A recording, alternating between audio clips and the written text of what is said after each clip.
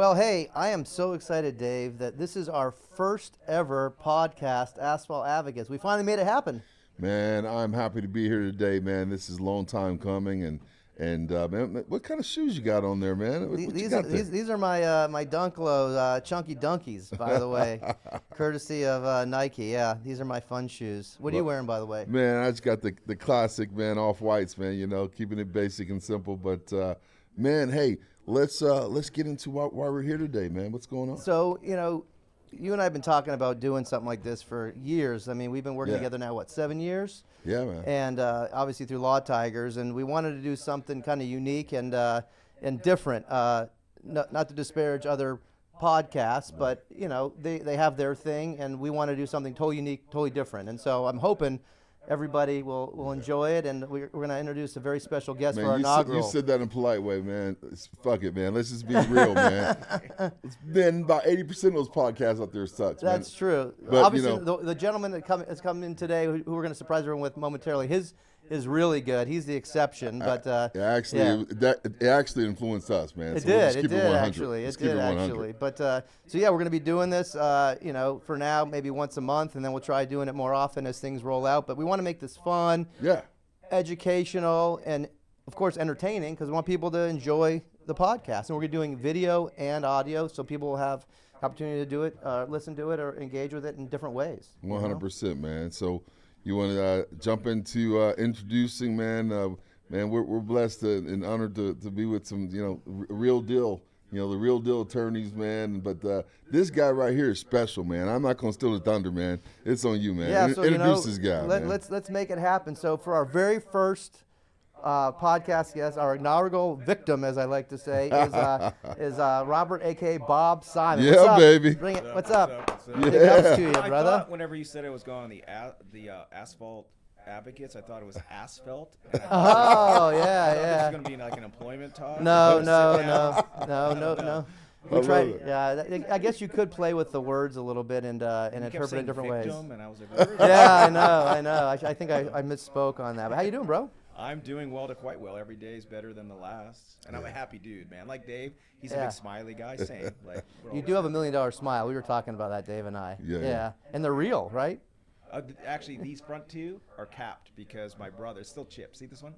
Oh, yeah. When funny story, when I was a kid, I'm a twin. My brother's my law practice partner. Brad runs all our firms. I used to be able, he could throw anything as high as he could in the air, and I'd be able to catch in my mouth. Grapes, it was like this act. One day, the little asshole threw up a rock, and I remember seeing it in the air, and I just saw the shine, and hit my tooth and cracked it, so I had to cap these. Were you an adult or a child when you did that? I was probably 13, 14. Okay. He better not be catching those shit as an adult, man. But this one it still can't get it because it's still chipped. I could think of worse things that you could throw into your mouth, Yeah, I know, man. My God, he got me good. Yeah, he did indeed. He's been pranking me for 44 years. So, real quick, just so everyone, those that don't know Bob, just so everyone can kind of learn a little bit about him, he is the co-founder of Simon Law Group, a.k.a. the Justice Team, which I love that name, by the way. Branding. Very cool. Yeah, it's all branding. We know that here at Law Tigers. He's the primary trial attorney, and his brother, best friend, does the ops. They have a very unique program, which we're going to get into a little bit later, on how they get cases and actually refer cases and add value to the legal community, which I think is very cool. We'll talk more about that. He grew up in Pittsburgh, oldest of 5. Dad's UPS trucker. Shout out to his dad. And cool dad, by the way. I had a chance to meet him, man. What's his name? Big Bob. And you're little Big Bob, right? Man. Yeah, and ask him to tell you that story. Every time girls call the house, ever since I was a little kid, you know why they call him Little Bob and me Big Bob? He still thinks it's his funniest joke. That's funny. Hey, did you know his dad ride or used to ride, man? Oh, really? What did he ride? He was, he was literally riding dirt bikes in the woods. Yeah. Like non-street legal bikes. That's awesome. He's a cool looking dude, though, man. I'll have to talk to him about a ride. As you saw my little bike collection out there, so if you or your pops ever want to go for a ride, you got an open invitation. I want to sit one of those tandem bikes. Like, I want to sit like on the sidecar. Well, we have a little scooter out there. We can we got all types of shit in the warehouse, man. We do. But so, obviously, your story's unique. Your uncle got struck by a drunk driver, lost his legs, very tragic, but that was really the trajectory you went on in terms of like becoming a lawyer, right, and helping to fight for victims' rights and clients' rights, right? Absolutely. And I think that's what a lot of people lose sight of is we all got in this profession for a reason. If people are watching and listening, if you're a trial lawyer, if you're a true advocate, Yep. You're passionate for some reason. Everybody's got a story of why you're passionate about Yeah. it. But just don't lose sight of that. I mean, a lot of people get caught up in different stuff, but just remember why you do it. That's right. And that's real good, That's man. right. It's almost where your passion meets purpose, man. You Yeah. know, that's pretty cool, you know. 'Cause Absolutely. it's driven out of experience. And Yeah. so Absolutely. you can tell the way he operates, the way he moves. Everything is authentic, meaningful, Yep. looking to drive change and just turn good to great, man. And I'm not trying to be cliche on this, but you know, when I met this guy, I felt that energy But you see, I mean, immediately. you're wearing a shirt that says legacy, right? Yeah, man. That's what it's all about. Like Yep. I always think if you, God forbid, pass tomorrow, what's your legacy? What's the front Right. page of that news say? Is it just so-and-so passed lawyer? No. Right. I mean, it has to be more than that, right? It has to be. That's why I think a lot about legacy and would your kids be proud of what you do? And I talk a lot of my lawyers and people that I mentor is like everything that you do, would you be proud to tell Right. your spouse or children that Wow. you did that? That's true. 100%, It's, man. it's not about how much money you made; it's how you impacted others, right? What you left for others when you're And not I around told my anymore. wife I'm having breakfast bourbon today. And That's right. That's Proud of you. right. That's right. proud of you. Hey, you accomplished something today. So Yes. obviously, you co-founded Justice HQ.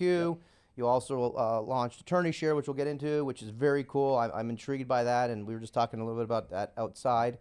And then you've got some really cool podcasts, Bourbon of Proof and the Justice Team Network, which we'll ask you about. So you're a busy guy. I mean, you got also a lot have going a video on. game. We digitized Dungeons and Dragons. So Wow. we're going to go to market with that probably end of 2025. Impressive. How do you? What you're passionate about, man. Have fun. That's true. I that's love true. that, dude. You're busy, man. How do you find time to like breathe? People ask me that question all the time, and I'm very intentional with my time. Okay. Like, if you look at our family calendar, my wife and I, she's a busy entrepreneur, but we still find time to pick up the kids, drop them off every day, and it's intent. It's like we balance each other's schedules, and like I'm in Arizona today. I left early this morning, landed like 7:30 a.m. Yep. I'm out tonight because tomorrow we got kids soccer games, Yeah. girls, and then so when I'm there, and I'm intent with so as soon as we drop from school, I literally have like 4 30-minute meetings scheduled.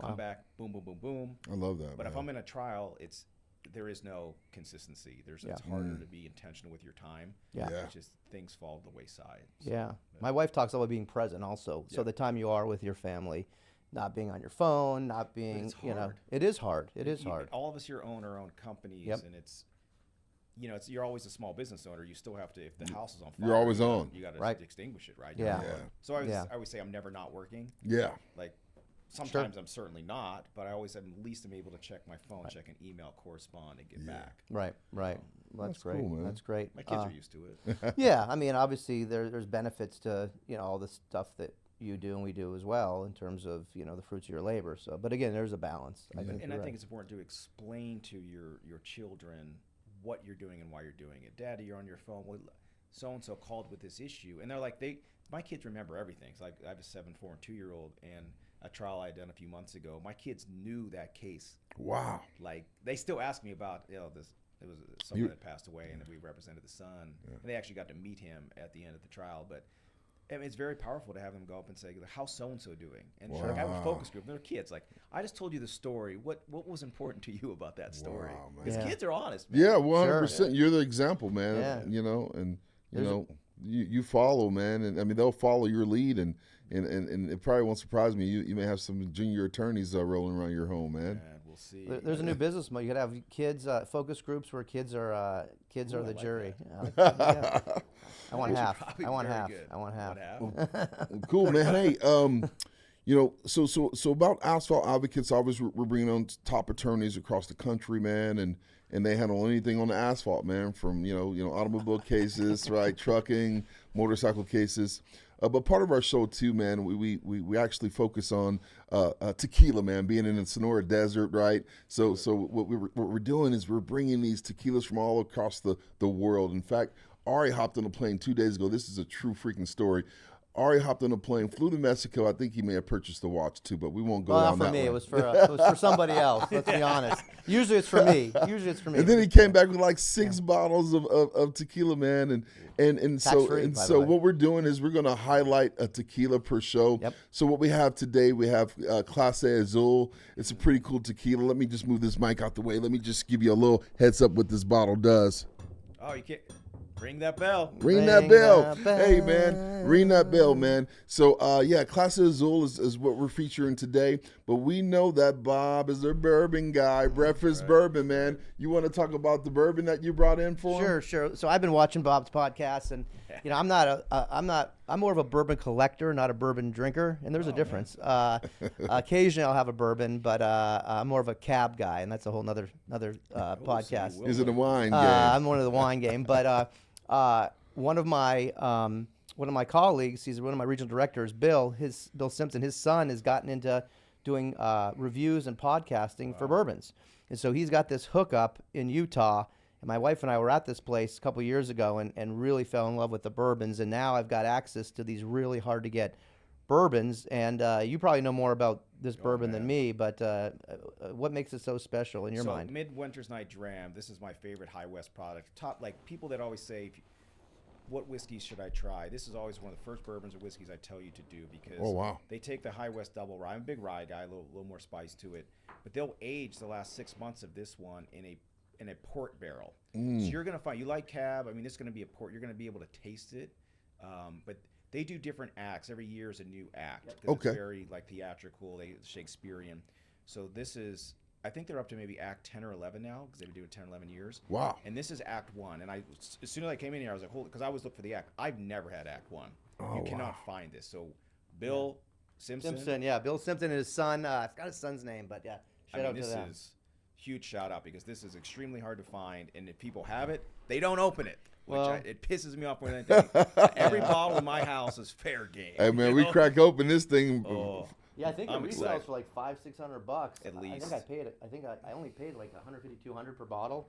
But what's the point in having it if you don't drink it, right? Yeah, and so they usually come out retail about $100 when they release it, a limited release, but they skyrocket. If you find a lot of bourbon heads, we sit on like these chats, and as soon as they say bourbon heads, I like that. They just dropped it at Bevmo. Actually, my dad and I, this is a funny story about this. So when they dropped it during COVID 2020, this is probably 7 or 8. So they dropped it somewhere, and this is when we were wearing masks, right? So you came into Bevmo, and they had one per person purchase. So that was the rule because they didn't want to you to grab a bunch of them. So my dad came in there. We brought like 4 different baseball caps and 4 different masks. What? So we kept walking in and out with a different mask and a different baseball cap, and we legit grabbed 4. We came out like we were heroes. That is cool, man. $400 and. Dude, that is cool, man. It's funny. It's the same thing like the shoe game because Dave and I are sneakerheads, and it's funny how certain things take on this like cult-like following, like tennis shoes, bourbons. Yeah. Even certain wines. But I guess if it's limited edition and it's got some hype behind it, and everybody wants it, then you get all this demand pent up. Value is what somebody will pay for it. But 100%. That's very true. 100%. That's very true. Well, you want to try it? Please, it's in sitting here. Dave, I didn't ask you. You want to? No, man. I'm gonna stick with the tequila. We'll do that in a minute here. Yeah. Well, you want to shoot? I don't shoot the Clase Azul. I'll tell you a story about that. A little bourbon, but I'm gonna get a little sip. I gotta get in on it. This is so good. This is probably, I guess, 45% alcohol. Where do they put these ones at? My eyes don't work so well that close. Yeah, 40. Yeah, almost 50%. Yeah. Alcohol, and you can't taste it. Right? Yeah. That's great, man. You drink a whole bottle of this and feel totally fine. That's right. Just kidding, kids. Don't do that at home. Unless you're like me with a steel liver. No, but Clase Azul. So I think they're the guy that makes it right outside of Cabo. Yeah. In Mexico. And one of the big, they make the best hand-painted bottles. We have these all over our house. People like collectors. They're beautiful. Yeah. This is a Reposado, and it's my favorite tequila. I don't know if you probably didn't know that, but you grabbed it. Yeah. Reposados are my favorite. They're more flavorful. They're a little more sweet, but they're strong. Yes. The owner of that company, I forget which, it's one of the big conglomerates that buys a bunch of the alcohol brands. Yeah. Offered him $1 billion. This was like in their infancy. Jeez. And he turned them down. And people were like, are you crazy? I mean, now they're making an insane amount of money. Right. But he did it for passion. He's like, I'm not going to sell to a private equity. Right. Because they will lose what we're doing here. Wow, That's the okay. story of Clase Azul. And Wow, I didn't know that, they man. now you can go, every sports arena. Right. I mean, they're charging, what, like $500 a bottle? Right. When you buy at the arena. Right. It's crazy. Well, they have different levels. Yeah, and man. They have their own boutique, their own. I love stores. tequila, man. It's a vibe for me, man. And whether I mix it into a margarita or shoot it, but there's some other stuff, Don Julio and stuff like that, and that I love to get into, Rapasados as well. What was your first tequila you ever had? Oh man, I'm from the Bay Area, man. So it's probably some cheap shit, No, What's the Plastic bottle? What came up with plastic bottle? yeah. What was the cheap stuff in college we drank? Yeah, It that's was, what- I think, what was it? I remember my first was Jose Cuervo. Jose Cuervo, that was it. Yeah. Yeah. The plastic bottle. Yeah, I Jose drank Cuervo. it. Yeah. So Yeah. sick. Yeah. I mean, I could Yeah. taste When we it. were young, Yeah. man, that's all we could afford. But I played football for University of Mexico, and we would go down to Las Cruces and to Juarez, right? And I'm dating myself, man. We'll go to Juarez and we would get 50-cent shots. They literally charged us God. 50 cents for a shot. But it was the tequila with the worm in the bottle. Remember that one? Yeah. That the worm was in the I've bottle? actually never seen one of those. I always Oh, watched movies dude. and thought that was Yeah. a joke. No, it's a very, very, very, very real thing. Why would Yeah. they put a worm in there? I don't know. I can't know the recollect story that far behind it. away. But man, we'll have to do some research on that and get the answer to that. Hey, let's transition to really getting to know you a little bit better. Good. That's all good. What we've done is carved out some questions, and we're going to tag team. You want to tag team a little bit? We're just gonna go back and You're forth. good with that? Ask some questions. I'm good with that. I'm Yeah. great with that because this is like top 5 of my favorite whiskeys, and I've never had Act Once. This is special. Oh, there you love go. it, There man. you go. Only for you. Big Perfect Bob. setting, Only baby. for you. So just a couple questions. Just like I said, want to get to know you a little bit and have our listeners also get to know you a little more. What did inspire you to pursue your current career or passion? Like what is your inspiration? Oh, so currently, I spent a large part of my getting my career as trying a lot of cases and being known to do that, and I love the courtroom. I like building. What I found is I like building things and I like helping people. And I always felt like building cases, helping people. Yeah. And then as we got into COVID, I started to change the mindset. I wasn't in the trial courts all the time because they were closed. And I was like, well, how do I help more people on a scale? And then it's like, well, that's when we started Justice HQ, to start this community to help everybody, right? And if you start that mentorship track and you give them the assets and give them access to media, access to cases, and that was the big vision. It's like, we always wanted to start that marketplace early, but it took a long time to build the technology to be able to literally have the best cases go to that best lawyer for that case. It's always been the big vision.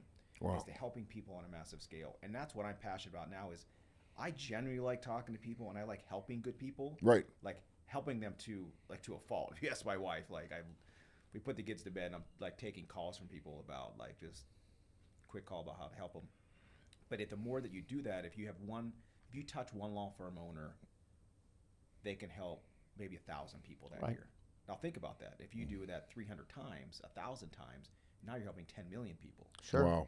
And that's where my space is, and that's why I talk about legacy. Is like I want to be known as being like the lawyer's lawyer, like the advocate for everybody, and helping jumpstart their careers and continue it. But we only help good people. Like I have a no crooks, no creeps mentality. I love that. Yeah, dude. Like we talk a lot like off air about this, but there's a lot of bad players in our industry. Yeah. And with what we're doing, we're hoping to weed them out and let the really good people win. Yeah, That's man. That's what I'm passionate about. That's powerful, impactful, man, and keep that up. Like I said, when I met you, I felt that energy, man. And anybody that knows myself, everything I do is relational.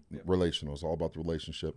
Genuine comes from a good place, and I knew by sitting next to you, I said, man, this guy's locked in the same way, and we get to know each other. So, but you kind of know that when you see it, like you get that energy of somebody that's in it for the right reasons. Right. Yeah. The first questions are always, if someone starts asking you about how can I make more money tomorrow, it's like, this might not go how you think. Right, No. right. And I talk about this all the time. Look, when you do good for others, good comes back. Whether it's financial, whether it's and it doesn't, and it's not just money. It's taking care, doing a favor, taking care of it, whatever it is. You put good out there, you take care of people, and that's your reason for doing it, not having some preconceived or ulterior motives, it'll come back I to was you. thinking about this, flying in this morning is like, how do you define success or happiness, right? Yeah. And I like to think I'm physically strong, but I like to think more about I'm emotionally strong. Yes. Like that emotional intelligence for me is a very big thing, to have empathy, and the more we can so I always think, I came back to it as like, I think about empathetic wealth. Like, how can you be in a place, I try to help lawyers so much to not have to be, money's a big part of it. Like, you do have to be financially stable to be able to help more people. That's just a fact. Sure. Sure. I mean, so There's nothing wrong with that. Resources. you need Yeah. resources. So Yeah. like, Right. we try to find those lawyers that are in a sector that don't make a lot of money, like immigration, Right. like workers' comp, unless you're doing volume. Is how do we help you make money outside of your passion so you can pursue that passion? Yes. Right. And that's what we found, like immigration lawyers are a perfect example of, we taught a few of them how to turn on just a few marketing things to leverage their network to funnel those personal injury, mass tort cases to lawyers that are really good for referral fees. So now they're making a lot more money Yes. on referral and co-counseling fees, but they're at the border helping people. They're like Right. doing like literally what a lawyer should be doing. Right.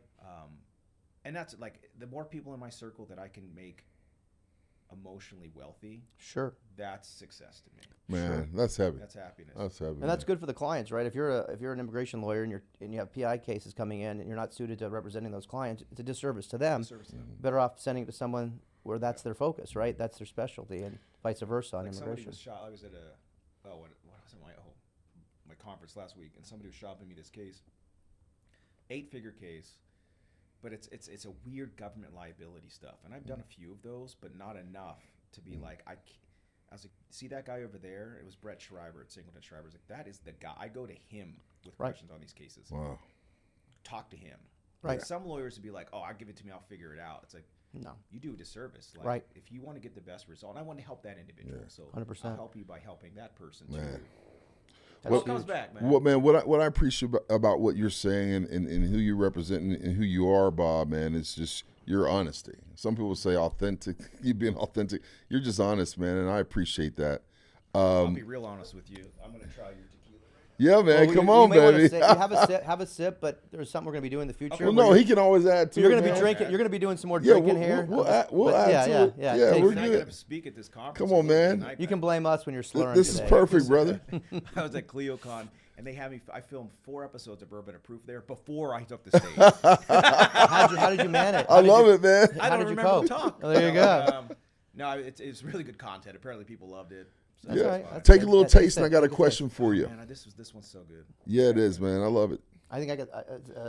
You want? we Yeah, gonna- that's yeah, fine. we That's gonna fine. Go skip, for it. yeah. Yeah. You like it? I think we got plenty of questions. Probably. That's true. It'll take us That's 2 true. days, man, That's but we're gonna true. pick the good ones. Here we go.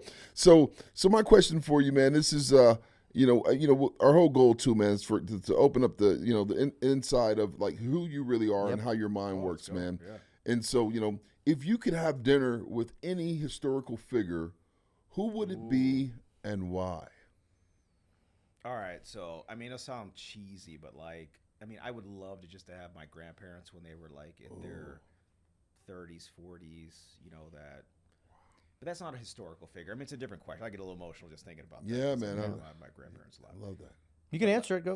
I mean, yeah, but I answer. mean, that's You can that's answer. why I would actually. People always ask me like, who's your role model? Who you look up to? I'm like, my Is it- dad. Like yeah. it's Yeah. not like. Is there anyone outside your family though? Like for me, man, it's like MLK, man. I just See, that'd be a good one. Like, Yeah. but I would say. I mean, I think Jesus Christ would be at that table. Come on, I mean, man. like for sure.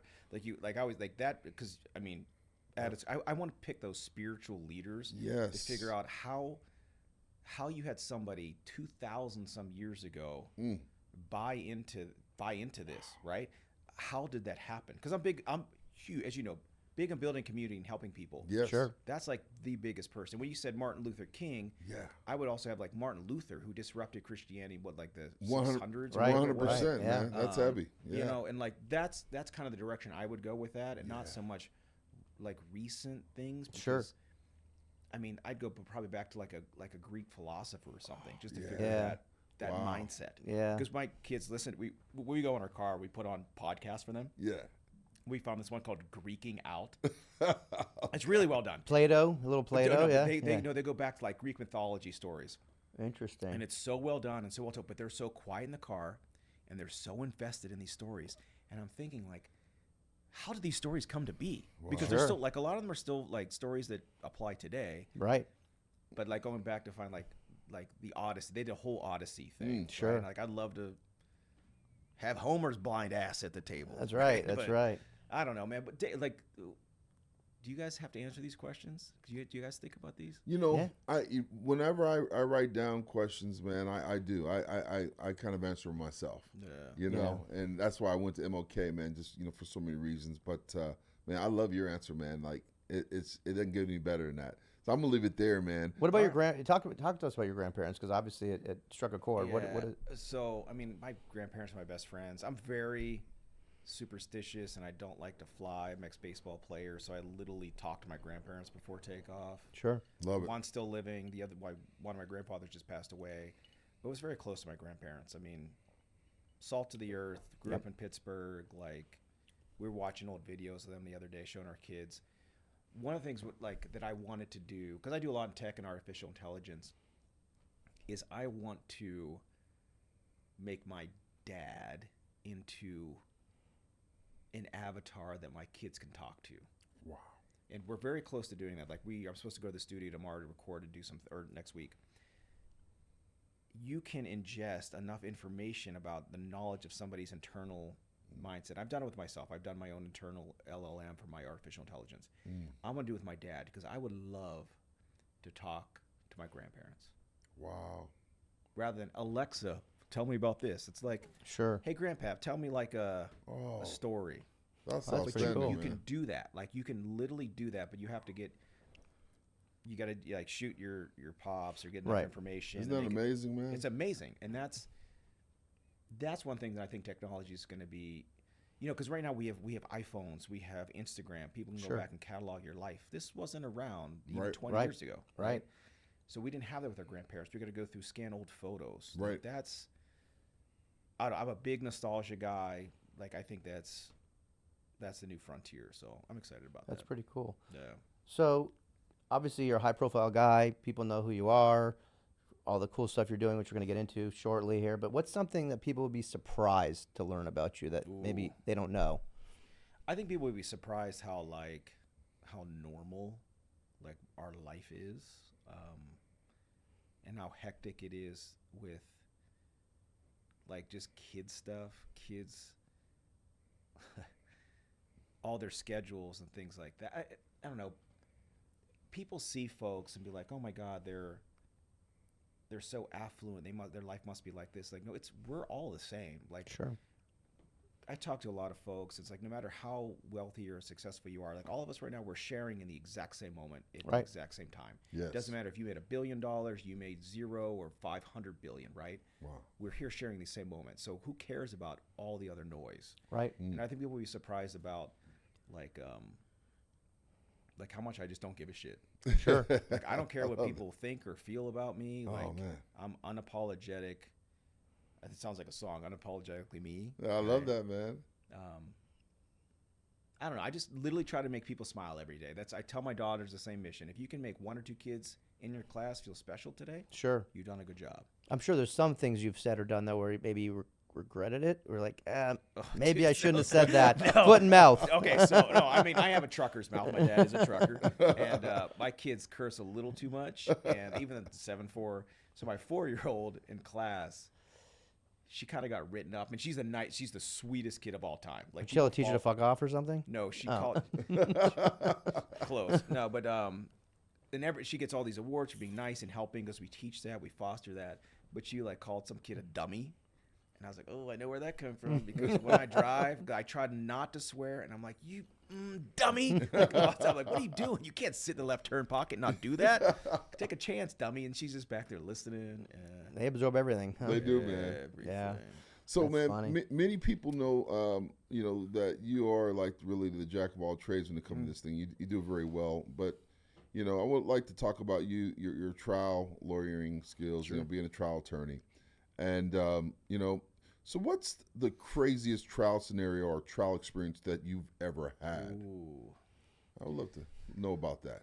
I mean, there's been so many of, like, story. I could write a whole like novel, and every chapter be like crazy shit that happens in trial. Give me the craziest though, man. I want to know some shit that's going to just. Okay. I'll tell you 2 stories. Right. One of which, this is not really a story. It's more of an aside that when I used to try a case with one of my brothers, my little brother is a partner at our firm. He would like dare me to do stuff during trial, and I would work it in. So he'd be like, "I bet you can't say crazy pills today." And I was crossing this expert, and I'd be like, "I feel like I'm taking crazy pills today." That's awesome. one. But there's one case that I had that we could not find our client for 3 weeks during trial. You think they were dead? So you see that movie Airplane where Denzel Washington's the alcoholic? Yeah. Yes. It's a great movie. It is a Great movie. Yeah. He's gonna win. He's up for another movie that just came out. They said he's gonna win another Academy Award for it. It's supposed to be awesome. But he's one of my favorite. It's not actors The of all Enforcer, time. I hope. Number I don't know what 4 it- or something like Enforcer that. 18. He's also a cool person. Everybody says like so. Yeah.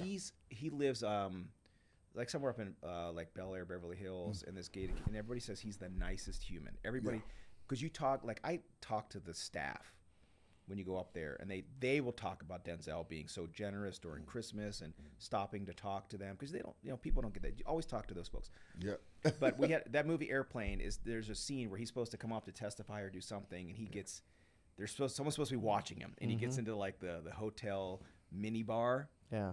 And drinks all he disappears. They look at the bottles are everywhere. So we had a client, unfortunately, and she got catastrophically injured, but she was an alcoholic before and after. And we literally had somebody watching her to make sure she would show up for trial. My dad would drive the other plaintiff to and from, because when he first started a firm, was just driving people to come to trial. Yeah. And we could not find her for 3 weeks, and we were delaying as much as we could. We had an investigator try to find her. Oh man. That's one kind of crazy one. I assume she turned up. She turned All out, right. and it turned out. Alive. Yes, she was alive. It was just the fear, because a lot of people get fear trial. Yeah. So one guy, we're trying to case. I can't get too much to client details, but it's public record. Yeah. So this was probably who I think is the best defense lawyer on the planet. This is my 3rd trial against him. Like they brought every time I get bring him, they always bring him in, and he's very good at what he does. And I was trying a disputed liability.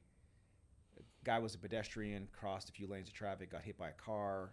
He had a lot of drugs and alcohol in his system. There's a whole liability dispute. He was injured. Jeez. Yeah, but as I got brought in like late hours to this case, as we did more investigation on our client, I figured out that a lot of felonies were not disclosed. Clients lie and don't tell the truth, but huh? These were like very bad stuff. And I kept telling my co-counsel, and I was like, I don't think we call him. And he's like, what do you mean? You cannot not call the plaintiff in a disputed liability case. We're talking chronic damages. Like, dude, I see the way things are going. Every week we get through trial, we were staying up at his house. Trevor Quirk, really good friend of mine. We were like literally playing basketball with his kids after. It was nice. So I was like, man, I don't think we do. And he's like, you're crazy. And then week 3 of this trial, I get a call. 'Cause I'm very, again, superstitious. I go to the courthouse early. I eat the same shit every day. I get there early, so there's no So you're a routine guy. I'm a routine guy. There is no ambiguity in my trial. I know exactly what's going to happen. I eat the same thing. I don't like leave the game courthouse. time, right? It is game time. I get there very early to make sure I can prepare, that I'm good. Oh man. I get this call, and he's like, our so-and-so client's getting arraigned down in like the 3rd floor of this courthouse. Man. And I was like, no. And I've never done criminal law in my life. So, and I'm the only one there. And Right. they're literally about to take this guy to jail. Yeah. And I'm like, I go up, and he's standing. Our client is standing at the table with his cane, and the judge is about to have the bailiff come take him back. And I just come in, Your Honor, I'm his attorney. I've never ever had a criminal appearance. And I appeared on his behalf, and I said, he's in a civil trial, like 2 floors up.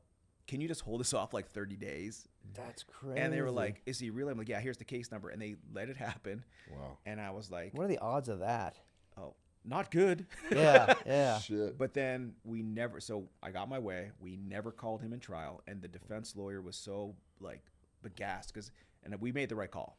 Wow. They had so much impeachment evidence on him. They followed with a video camera. It was going to be a very bad day for us. Sure. But we set it up so masterfully that we did not call him. We still got 75% on the driver that hit him, even though all these other circumstances, and a very good verdict. Wow. But that was a huge gamble, nice huge job on chance. that. But as a trial lawyer, you got to go gut. Right. That was, And we knew it was coming. I could tell by the way the defense lawyers were acting that they had something big on our guy, the cavalierness of their questions leading up to that third week. And when that happened, I was like, get him out of here, man. He can't. Did the fee help? Did he use the fee to hire another lawyer to get him out of his criminal matter? I don't even know what happened to that criminal matter. That's crazy. You know, I've been doing this for about 7 years. You guys have been doing it for a lot longer. But there's a clear distinction or even perception, I would say, of the difference between being a trial attorney and a non-trial attorney. Man, what's your opinion on that? And before you answer that question, put a little thought into it. I know the answer, but you know what you know, you've been on both sides of the fence, and you know, what's your opinion on that? So, I think being a trial lawyer is like you're an athlete. This is an ultimate competition where you can retire from any sport, and it's something you can win at. Wow. And that's the mental gymnastics that I love. It's a strategy I love, right?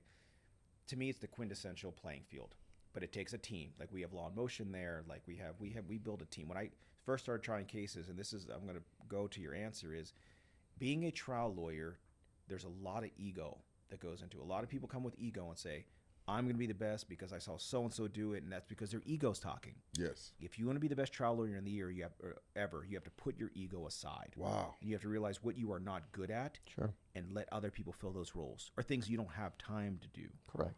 So recent trial that I had. And you guys listening to this, hope you guys listen to this because this is good stuff, man. And you can cut up the pie in an industry. And a contingency fee, you could bring in so-and-so lawyer to do X, Y, Z. And a perfect example, the last trial I did a few months ago, wrongful death case where the point guard, the kid they recruited to play point guard for USC, came from Georgia to USC. Dad's his best friend, his mentor, gets hit and killed out in Long Beach while he moved out with his son. Horrible. Disrupted his whole freshman year. I mean, the story was, it was the best family ever, right? And it's just a terrible story, disputed liability. I was so in the weeds and ready for liability, and that, because that was the biggest fight. That's why I got brought in late, and that's why they weren't going to pay this case at all. And I was like, I can win this case. This is how we're going to win. And I wasn't prepared enough to tell the damages story. I met my client once or twice, but I was like, you know what? I'm going to bring the best who I think in the world is at doing this. And it was Ilya Lerma, who's here local in Arizona. Okay. And she's awesome. She's the ultimate storyteller. Like, she teaches this stuff. And I said, can you just help my client prepare? Wow. And she met with the family a few times, and we're getting closer to trial. And I said, you know what? I'm just going to break Ilya off a piece. Like the third day of trial, we asked the judge, I'm going to bring in a new lawyer, and she's going to do the directive, the plaintiff, his mom, and his stepdad. And she's like, I've never heard this before. We go, well, this is what we're going to do because we're going to make this move more efficiently. And I tell you, when she came in, there's not a dry eye in the courtroom. Did that make the difference? Was that the linchpin or the differentiator? So, I mean, you could see the emotion with the jurors because it's like, how does an insurance company evaluate a case where they think they're going to win 9 times out of 10? Yeah. And it's a loss, a son's loss of their dad. Right. There's no wife in the picture. There's no other kids. It's a single loss. And I mean, they had all this, like, dad was in prison for a few years when the kid was growing up. Like, they wanted to mudsling, and it was going to go very badly for them. After they took the stand, our settlement offers kept going up and up and up. And we settled right before closing for a confidential amount, but it was very good for everybody. Wonderful. But in that trial, like, part of the damages story, basketball was part of the story. We had Damon Stoudemire testify. He went to U of A. He's one of my. I was there when he was there. U of A. Yeah. Mighty Mouse, and he came in person. That's how dedicated. He was our last legit witness. too, man. Came in person. Yeah. Wow. Who else? Colin Sexton, who plays for the Jazz right now, grew up with them. Like, all these family friends, it was around basketball, and that's what it was. But that storytelling was how you make these more valuable. And if you're a lawyer out there and you're not passionate about that, there's many that do. Wow. And you can carve out a piece for them, or if they're in your firm, they could do that for you. But check your ego at the door. 100%. You have to. If you're egotistical, I'm gonna tell you what your life is gonna be like. You're gonna try every single case. You're gonna handle every single matter. You might make some money, but you're gonna be miserable. Right. You will be miserable. Wow. And I run into a lot of trial attorneys that really can't get outside of their ego. And there's a book that we read. We have a book reading club here at Law Tigers, and it's Ego is the Greatest Enemy. Yeah. If you haven't read that book, man, go get it. It's a short read, but it reminds you just of that. Yeah, it's funny. We have a bunch of members as part of our Law Tiger organization, and the best. Can you pitch Tiger Tactics on here? I can. Yeah, man. A little bit. I mean, it's just out there because a bunch of chapters written by friends. So. Oh, really? Yeah. Okay. Yeah. I love the name of that book too. Is that Jennifer Gore? She does. Jen Gore's on there. Seth Price is on Oh, there. beautiful, man. I mean, there was like 5 or 6 people. I was like, oh, I know all those folks. Yeah. If you don't have Tiger Sandy Tactics, Van. go out there and grab it. Yeah, Man. yeah, Tiger Tales. Yeah, Yeah. Tiger Tales, Tiger Tactics. But the best Tiger lawyers Tales is their new book. I like yeah. The best lawyers in our network. TALES or TAILS? I like it with the AILS. I do too. Yeah. Yeah, me too. Chase that tail. Tiger That's right. But the Tail. best lawyers are the nicest, most humblest guys that I know. And you're like, this guy, but then he goes to trial and a totally different persona. But you're right. I think you gotta. It's a team. You got to put your ego aside and do what's best for the client. Quick question. I'm a big Facebook guy. Marketplace. When I sell stuff, my wife and I put it on the marketplace. and I know you've got your own marketplace. Yep. Some people know about it. Others might not. Explain this whole thing that you've come up with, which is brilliant, and how lawyers can benefit from it, and how clients benefit from it as well. Yeah, so we created a true marketplace for lawyers to automate referrals called Attorney Share. Okay. And the big vision was that we wanted to have the lawyers that didn't have the competitive spend to still have access to the best cases that they're the best lawyer for. Wow. And what better way to do that than to have other lawyers be able to easily find them? So we heavily promote lawyers that if you're really good at marketing, being the general counsel, or getting any phone call, we made it so easy you can click one button or no buttons if you're on a certain CRM or two to push into this marketplace, and you can literally have lawyers line up to say, I'll work on this for X percentage, then you agree to do it. It's all free will. Wow. And it tracks the status of your case, it has your fee share agreement, all set in place. Because, I do think, like, we're here in Arizona, there's things called ABSs here. You have private equity in the space. Sure. And they're going to come in, and rightfully so, is clean up this industry of the billboards that are out there. Yeah. Like the bad players in the billboard industry that don't do a service for their clients. Now imagine a world where they come up and get the cases, do great front-end client acquisition, and then find the lawyer that's going to get the best result for them. Nothing else matters. Who gets the best result for that client? Wow. Now you have access to justice, and we're actually putting on the platform the ability to Access select. to justice. This is it. Yeah. But this is it. But and then it's like we're going to have a woman-to-woman marketplace. If you want to refer to female, or if you want to have a female-owned firm, there's the ability. If you want a minority-owned firm, there's the ability to do that. Because clients want to have lawyers that look like them, that talk like them, Sure. that have the same life experiences. And Right. they're the best lawyers for me because that's the storytelling part of it. And that's as artificial intelligence comes into everything that we're doing. That's one thing they cannot replicate. They cannot replicate. No matter how much data they have, they cannot tell that human story better than a human that has Right. lived this all before. They cannot do agree. it. That's So, true. That's true. Yet.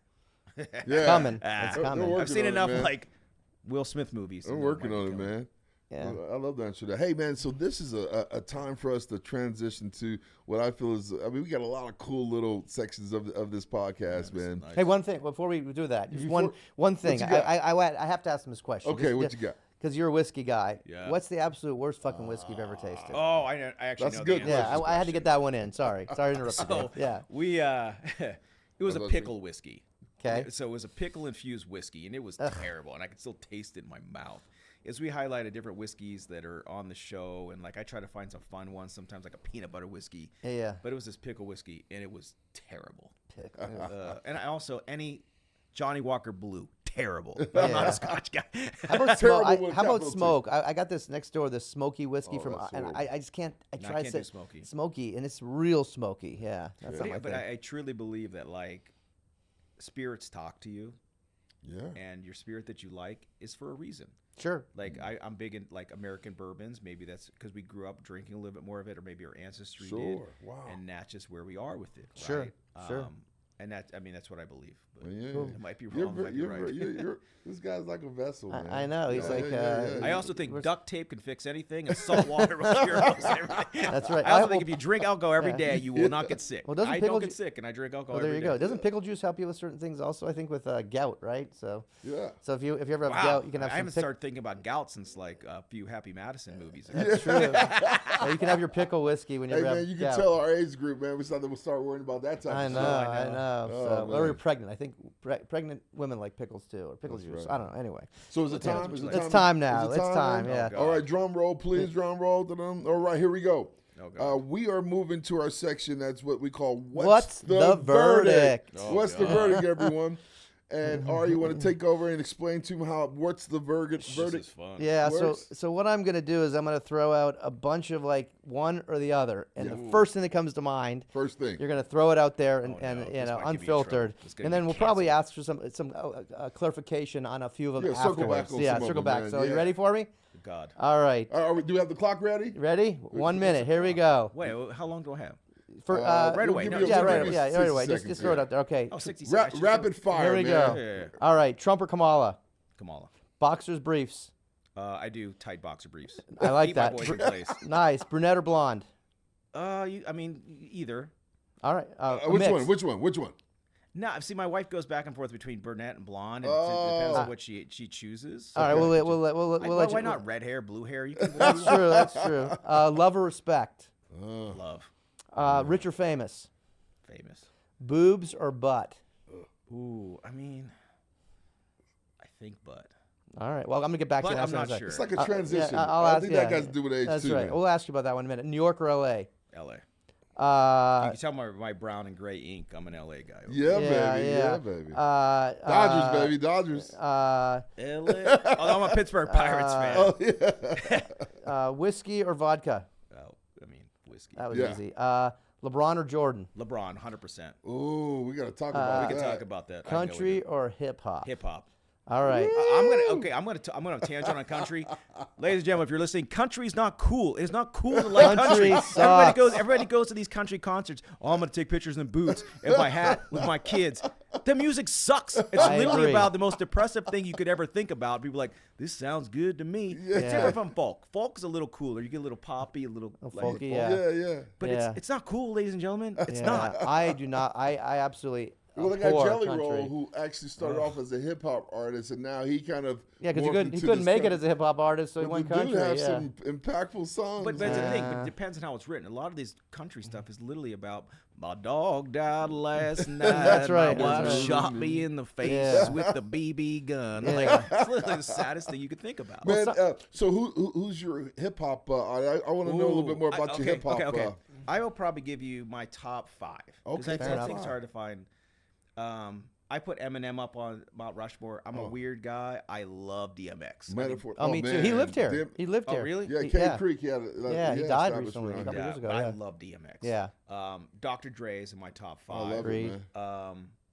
God, Wu-Tang Clan, 100%. Yep. Oh, man. Yeah, man. That gets you going. And I'll Ice take Cube? my favorite one. Method Man was my Yep. favorite of Yep. the. Wow, that's Wu-Tang. good rap, man. That's good rap. Yeah. Yeah. Rap sucks nowadays. I'm sorry. Totally different. There's I- real rap. There's some other stuff. Yeah. but Oh, very cool. There's some guys that are good, but who else do I mean? There's. It's hard for me to say who's your top one, whatever. Except Right. for basketball players, there's a clear answer. Yeah. That's true. Yeah, some of the new stuff is just it's too synthesized and it sounds Tribe the Called Same. Quest. Oh, I like love a Tribe lot. Called And Quest, obviously, yeah. I'm probably jumping all over you, Ari, here, man. Jay-Z, I loved a lot of Jay-Z. Jay-Z. Oh, is cool. Jay-Z. Yeah. Well, see, I'm a Tupac guy, man. Love Tupac Yeah. is awesome. He yeah. told stories, man. He was just to me, man. It almost like he was like kind of a hidden prophet, man. The way he knew he was here for like a short journey, and he just wanted to make the greatest impact at that he could. Remember in his that Dear time. Mama song? Yeah. Oh, yeah, dude. beautiful. Good, Yeah. Like, It would Yeah. literally it made its way into universities. It became in classes, and I watched some research where it even helped heal people, like people that were dealing with even some mental health issues, where they listened to the song and it helped them get through some of the darkest times in their life. And I think that's where impact happens, man, and Yep. change. Because a lot of times we wrap it up and we put a bow on it, right? And Yeah. it has to be in this holier than thou area. But no, man, sometimes the greatest movement, the greatest healing is, I call it purpose in the pain, man. It's right there in the trenches, man. It's right there. and that's where I think, like, we're lawyers, we're logic driven, but I think the arts are something that is you cannot lose sight of. When you talk about, I like history, the Dark Ages, because they got rid of art, right? And Right. People, and to me, like, it's not logical. You cannot have that. I like parking lots, not trees. But life's not worth living without the arts and with without culture. I'm glad you didn't say P. Diddy. No, so Oh, jeez. so I wanted to do so for. I'm afraid to talk about I saw him this. perform at iHeart 2 years ago before the shit hit the fan with him. So one P. Diddy story is I hope you don't have a story that's like personal experience, P. No, Diddy, it at his almost house was. story. So hey, check for the baby oil. No baby oil. no baby oil, not anywhere. I don't need baby oil. So we, when I was in law school, like P. Diddy lived up in like Bel Air, Beverly Hills, or something like this, and like he was having a big party back then. So me and my law school buddies were like, we were all drunk, we're like, we're gonna get into his party, and like we infiltrated this party. We got really close, like we were up, and then security grabbed us. And now I think to this day, it's like, what would have happened? Because it was late. Like, I mean, I was probably like early 20s. That man. That would have been a bad story. But I mean, I wanted to. So for Mardi Gras, our concert, I wanted to have this joke come out as to who we're not having this year. And it's like, we're not going to have R. Kelly. We're not going to have P. Diddy. And just go through the list of who's not going to be there. Man. I heard you had a very successful Mardi Gras event, by the way. Yeah. What, for those that aren't aware, just what is that all about? So we wanted to start a conference that's like a music festival themed. Sure. But it's about community building, it's about education, and it's about networking. So we wanted to create something that's not like these old stuffy law conferences that are in a hotel room and you're in the same conference room talking about the same shit. But lawyers that are young or people that are vendors that understand our space better than we do, and let them educate, and then have it fun at night so people can network and not make it stuffy. Like if you wear a collared shirt, like you might get kicked in the nuts. Sure. So like the first year, actually you would like this. The first year that we had it, maybe 100 people there, which was fun for us. But we had Tone Loc, Color Me Bad, Young MC. We had like 4 or 5 others. That's Sugar Hill Gang. I love Sugar Hill Gang. Yeah. So they were all one night, and then we came back, and everybody wondered like, oh my God, this is fun. We should do this. So I think the next year we had Flow Rider and Nelly. What? Wow. Oh man, Crushed. They tore it up. I know Rider they had was to. awesome. Man, Flow Rider puts on one of the best shows. Yeah, ever. Yeah, Right, the dude, the yeah. energy is. I mean, he's like LL Cool J. Have you been to a LL Cool J concert? Yeah, I hear in This Phoenix, dude right yeah. here, man. Yeah. He's talking about. But that's the thing is like Flow Rider has some of the best bangers that you would 20. That he could play 20 right now. Like I know that song. I know that song. Yeah.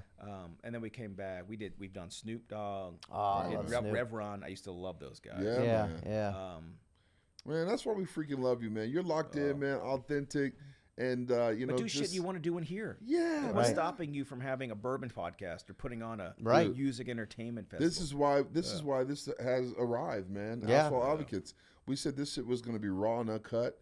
We didn't want to get into all the stuffy I stuff. thought you're gonna have harder questions, man. Yeah, Well, they're no, coming. man. Don't worry. They're coming. I was They're hoping to wrap coming. it. Yeah, no. All right, I'll pour We're another- just I'll pour another one of these warming you. bourbons. Yeah, we're warming you up. You I'm want some all- more ice, by the way? No, I'm good sure? with this. I want to taste Hey man, this. can you fill mine up there? Yeah. You got the reach over there. You want? You know want? what, Well, that's got. You want? You don't want to mix just that. A little bit of this stuff here. Oh, you want more? You want more Oh, no. tequila, or you want Yeah, more? I get a little yeah. tequila, man. Yeah. But if you're watching, I'm gonna put this in my camera. Look at the color of this whiskey. They age this in a port cask, and I want you to see how dark and delicious this is. As Tupac says, the darker the berry, the sweeter the juice. Baby. Yeah, baby. That's true with that. whiskey too. That's I'm gonna true. put that bottle of whiskey on my coaster. When 'cause I was that's coming up, I think he was talking about women, but yeah, we'll go to the whiskey. Hey, whiskey, women. Wait, what?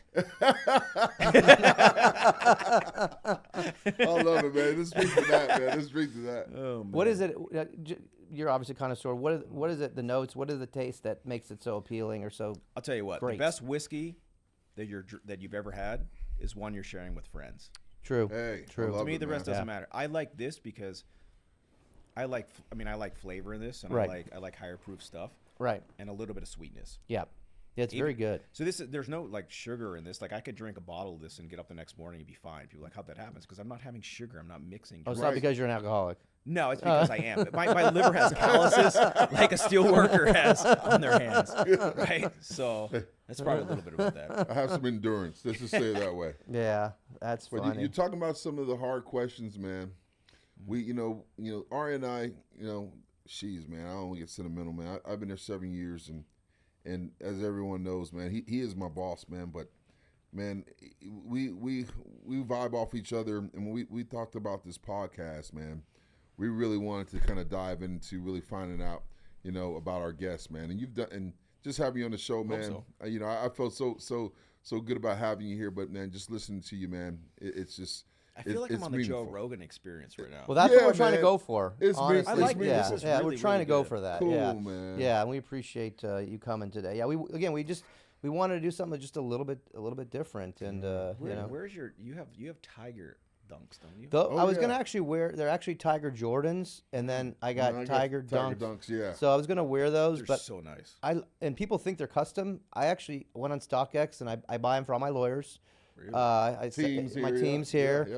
The Dunks and the Jordans, and but You want a pair? I do. We're gonna send you a pair. Are you a Dunks guy or a Jordan guy? So I'm both. So we could go my list. Send them to Yeah. Jordans, man. Jordans 1, Jordans. 3, and 4. Yeah. The rest I don't What care size shoe are you? 10 and a half. All right, 10 or 11. Done. Either Done. works. We want you to represent, 10 and a man. half, yeah. No, dude, I would rock this I got it. shit You got out it. of Done this. deal. So our next section, Plead the Fifth, man. Talk about that, man. Oh, God. So what? Plead the Fifth, baby. Plead the Fifth. So what we wanted to do is we didn't want to make people uncomfortable, but we wanted to kind of. Yeah, we did. Well, we did want to make them uncomfortable, but we also wanted to incorporate like a little fun Wait till I drinking have, like, game. 3 glasses of That's that. right. That's Yeah, right. I told you yeah. take it easy. This is the one I was No. forewarning you about. But what we want to do is we're going to ask you 5 questions, and you have the choice of answering it or passing. How many plead the fifth do I get? Well, you get as many as you like on the questions. The consequences, if you plead the fifth, You got to drink. you got to take a shot. Okay. Yeah, of I love tequila, this guy. of tequila, I not love this bourbon. guy. Yeah, Whatever. yeah, yeah. Twist my arm. So the reason I don't Yeah, drink pickle- a lot of you have- tequila, you have so to- I'll tell you right now. you have to take I a love shot of Clase pickle Azul. I love Reposado. Yeah. Yeah. And so I have had acid reflux. I mean, my whole family has this thing where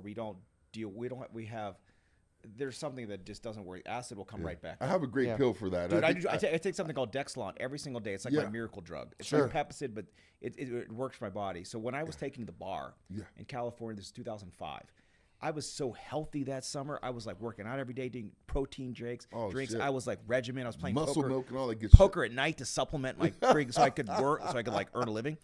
And I was starting to get these real bad stomach pains. Like, that's stress. I've never had stress before. It's just stress. Yeah, yeah. Turned out I was getting a hole in my stomach and a hiatal hernia because of all Holy the shit. acidity and all the protein drinks I was making. Oh, my So God. when I was taking the bar, the night before the bar, I was like in the fetal position. I was so much pain. They took me to jeez. ER.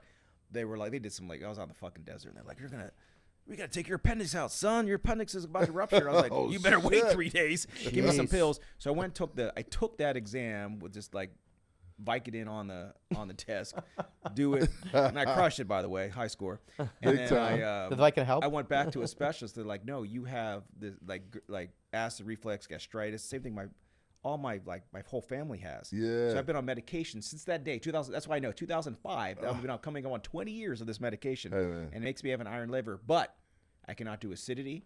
Tequila will mess with me. Red wine will mess with me. Yeah. Grape juice. Certain things I just stay away from. Garlic will Stick kill with me. the bourbon, man. I tried to switch to. I did a lot of Reposado one summer, and Yeah. the same thing came back to me. And I went back to my doctor. You know what he said?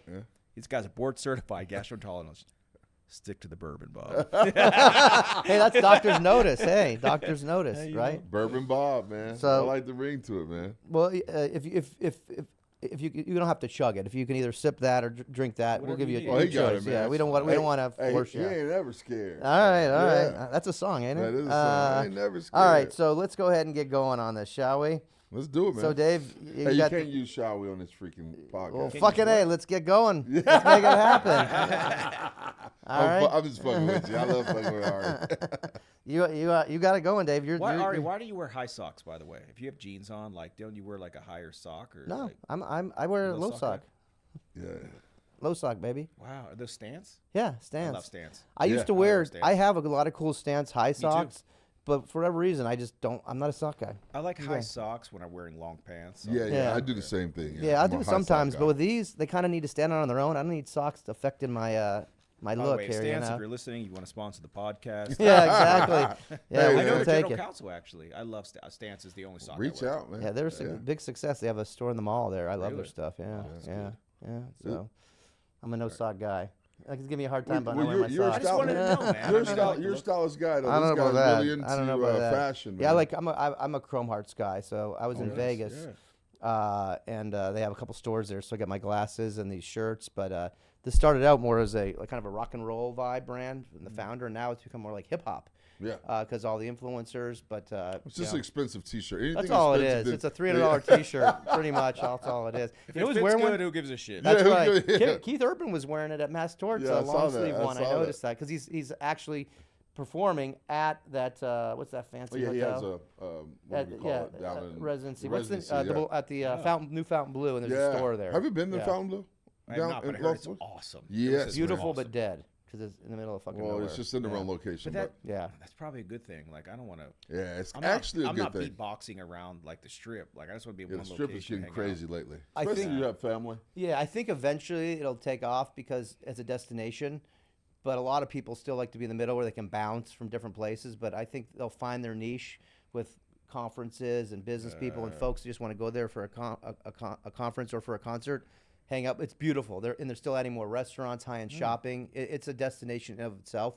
But it's been Do you owned think by they- like do you 40 think people. they have room for? He's laughing at questions. This motherfucker. I am. I am. just I saw was the- looking He at want- he this wants- too. I was he- like, yeah, he- oh, All right, let's just go. Let's rip Yeah. off the Band-Aid. I am laughing. Oh, you can finish your thought. Yeah, Finish your please thought. do. Yeah, finish He your caught thought. me No, laughing. man. Yeah. I'm good. Are you Now I'm sure? ready. This Now I'm is locked cracking in. me All right, up. you ready? Man. Yeah. All right, go ahead. All right, man. Who's the worst lawyer you ever been up against or worked with? Ooh, man. I mean, Yeah, we're coming blazing. We're shooting from the fucking hip, dude. We're not playing. man. And they have to be alive. I was gonna ask if they were dead. Like, that's my No.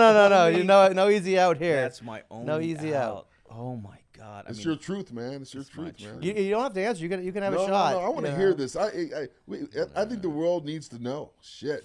Who to stay away from? Who not to hire? So many bad lawyers.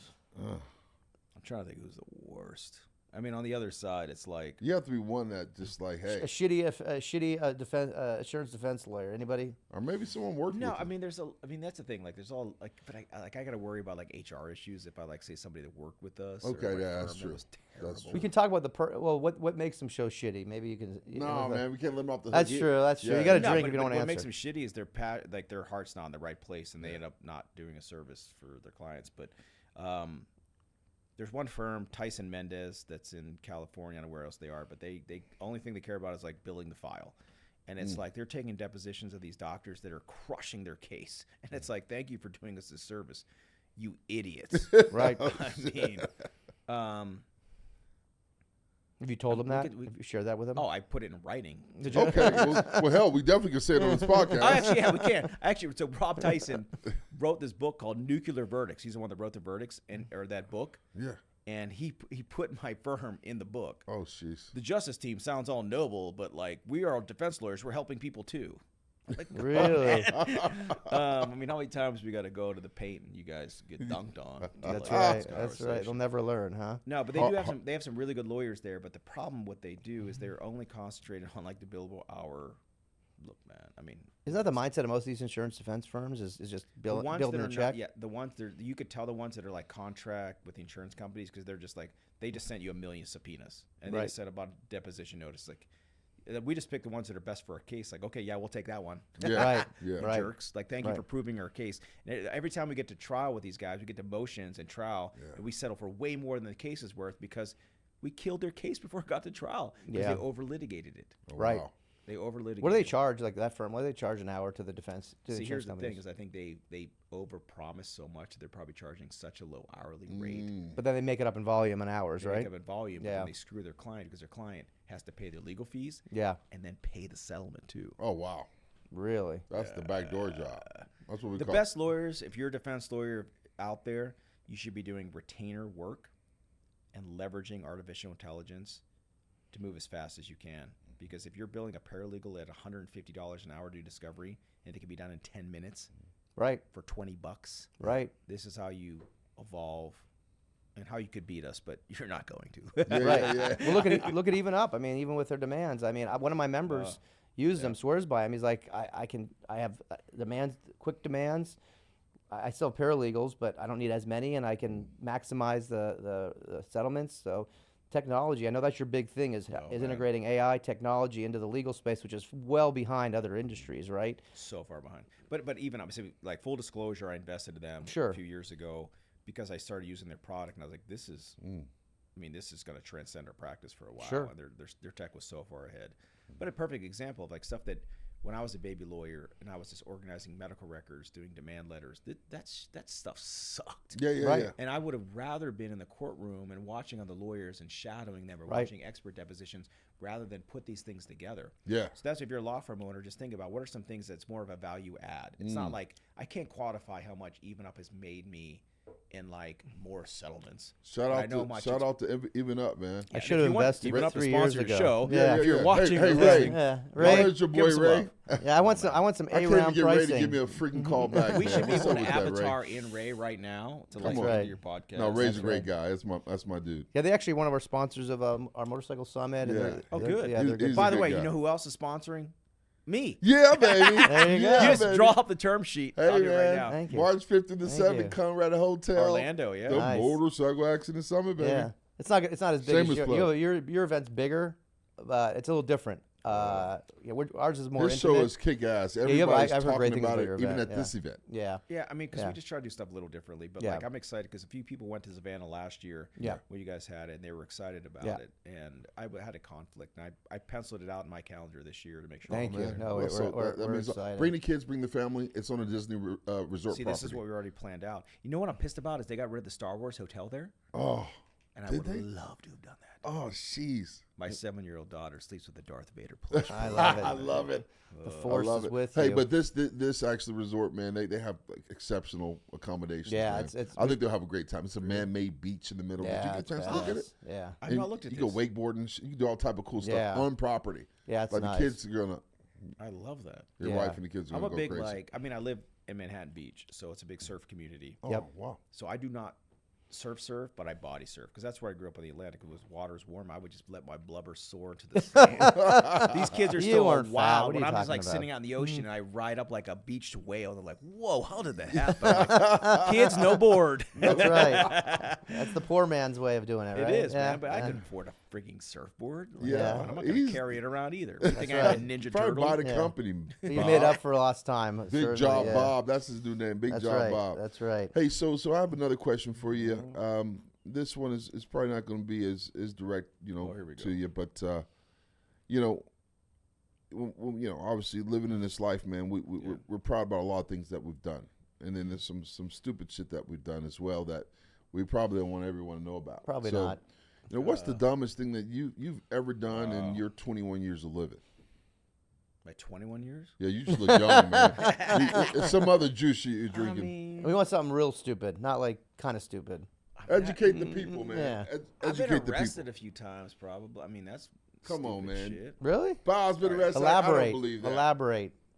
All right, so I've been known to hold my alcohol since I was a 14, 15. Like I Okay. was the guy I like it. could drink a 12-pack and still like drive everybody else around. Like that was my thing.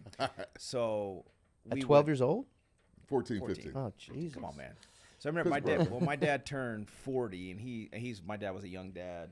We were probably 15 or 16, and everybody bought him a case of Natural Light. Remember Natural Oh, Light? yeah. Yeah, That's man, like, that was that's the like go-to. piss And it was like water. so funny. And so me and my twin brother were like, if you were missing, nobody's gonna know. So we would take like his like cases of Natural Light, and we were just like, we ended up like eventually it was a first hustle.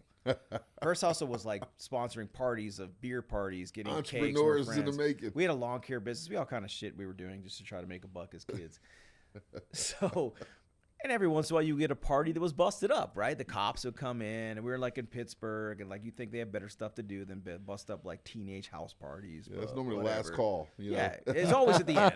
It's always so. There was I have couple famous stories of me when I was an adolescent, and I was a bigger guy. I was much heavier than I was now, and we had this one party, and the cops came. We were in Carnegie. This is like a part of Pittsburgh. Like Andrew Carnegie was named after. Yeah. So Carnegie. And the cops come in, and they kind of know some of the kids. And one of my friends, and he's a big dude, like tall. He was our best football player, best basketball player. He was like on a full scholarship to go to Brown to play tight end. Wow. And he was like, I can't get arrested tonight, you guys. I was like, man, don't worry about it. The cops are like, all right, we know you boys are drinking. Who's going to be the first to admit it?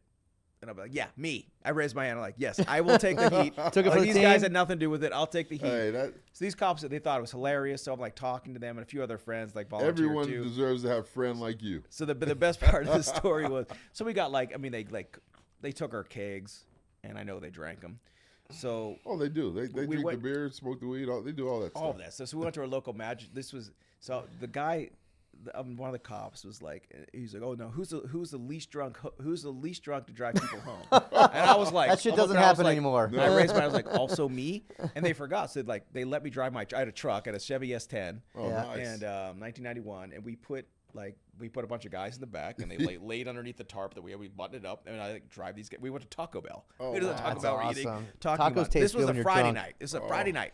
Chalupa, baby. Chalupa. I'm a Chalupa. Mexican pizza guy. That's good too. So That's good too. next night, Burrito Supreme. That's right. really, Yeah. I don't like the cream. Oh, I like Yeah. I love sour Man, cream. I don't think like it's a real Prince sour guy. cream, is it? None of that shit's real. no, The it's all meat's not real. processed Sorry, shit, Taco yeah. Bell. Don't sue So me. anyway, you were saying. I know a good So the attorney, next by the way. night, yeah, you sue the shit out of them. My brother-in-law is actually the head of marketing for Taco Bell. He's the one that did the Taco Bell hotel, Really? all these things. Okay, the It's all meat's him. real. The meat's real. I'll take back my. The meat ain't real. It doesn't matter. It's surreal. The meat is Dorito surreal. collab was brilliant, by the way. That was his thing. That's brilliant. So the next night, Saturday night, we're at my friend's house, literally up the street, like literally walk up our block in Pittsburgh. It's at his house, and we're like, we'll just throw another party. So we throw this other party, and it's late night again. Yeah. We have the knock on the door. I'll never forget. Like, I'm holding up my buddy's feet. He's doing a cake stand. Oh my god. And like somebody knocks on the door, and they're like, my friend Tig's like, I'm gonna answer. It's probably the cops. I'm like, it probably is the cops. Don't answer. Was it the same cops? It's the cops. Oh, but my God. we were in my area of town. Okay. Okay. So they were like, got you boys. And this guy was like so smug. I was like, are you kidding me? And like a few of our friends were like sitting there sweating, and I was like, and I knew I had gotten a citation the night before. Like the night before, I got a citation for underage drinking. So I was like, I cannot let this happen again. I didn't even tell my parents that it happened yet. Hey, this is And my twin brother, was dating a girl, and he like drove her back home. Right. To take her home, and he tells a story of like he comes back down the block, Yeah. and he sees somebody carrying kegs and putting them in the back of the police car, and he thought it was me. He's like, Yeah. shit, but it was some other like football player on our team. He's like, God, funny. they got Bob. Oh no, they got Bob. And my brother and I were sharing a cell phone at the time. Like we were one of the kids because we were hustling. It all had the to time. be a Nokia. So it was one of those big ones. Oh, the brick It was phone? like, dude, Oh, it was shit. those big cellular phones. You're a little older than 21. I'm sorry. Oh yeah, I was 17 or 8. No, I was still 17. I was not an adult yet. Oh, wow. So I told this cop, he's like, is there anybody upstairs? We're in the basement. I was like, yeah, they're partying upstairs, and there was nobody upstairs. And he's like, show me the way. I'm like, all right. So I took him upstairs. I've been at my buddy's house like a million times. Yeah. Like this is my best friend. So I knew every nook and cranny of this house, and I knew the neighborhood. So I take him He's upstairs. always been the leader, man. Dude, I took him up to the back bedroom, and I'm like, they're in there. And I never forget. I was like, oh, I'm hammered. I'm like 17 years old. We had like 20 beers. He opens the door with his flashlight. I shut the door behind him, and I run.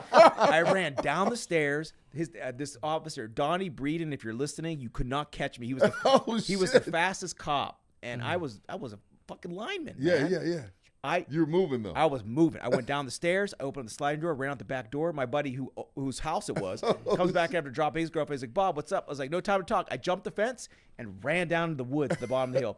And then he's like, he's telling the story. So my brother Brad tells the story. He thinks I'm carrying kegs out the back. Yeah. My buddy says, I see Bob run like lightning out the back, jump the fence, run down in the woods. That's so funny. this guy chases me. And I remember being like, I can't let this happen again. I can't get caught 2 days in a row. So I had the cell phone. I like ran all the way down back to the woods, went to my buddy's mom's house. And I laid under her car. I was laying in the car, and I called my brother. God. Oh man, I was like, Brad, come pick me up.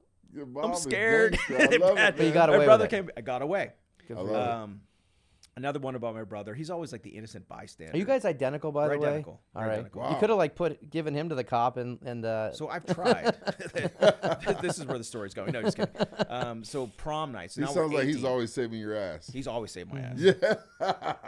By the way, he's done some stuff that I had to save his ass. But Yeah, anyway. yeah. that's another podcast. So Yeah, I we'll got bring him this on is one next. time I actually got arrested for pulling a weapon on somebody. Oh, yeah. So my brother and I, that Chevy S10 that we bought because we were cutting people's grass. We had a lawn care business. We were had our place in the community. We're cutting people's grass. We're Love hanging it, our man. friends. We always smelled like gasoline because we of were course. hustling. Yeah.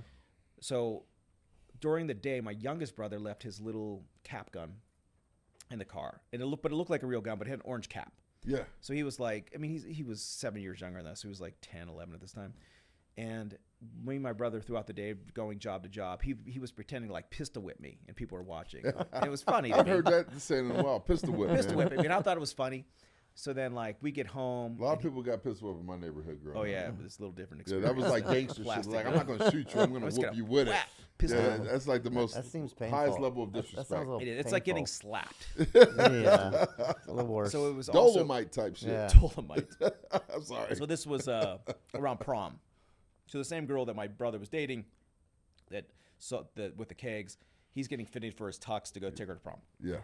We go up to the local mall, and my buddy, who's now a very famous lawyer out of D.C., he does like all the Iranian, like, what do they call it? The tariffs that come in. He's the lawyer for that. It's crazy. This guy was like long-haired, skateboarding. We played Dungeons and Dragons together, and he's a very smart dude.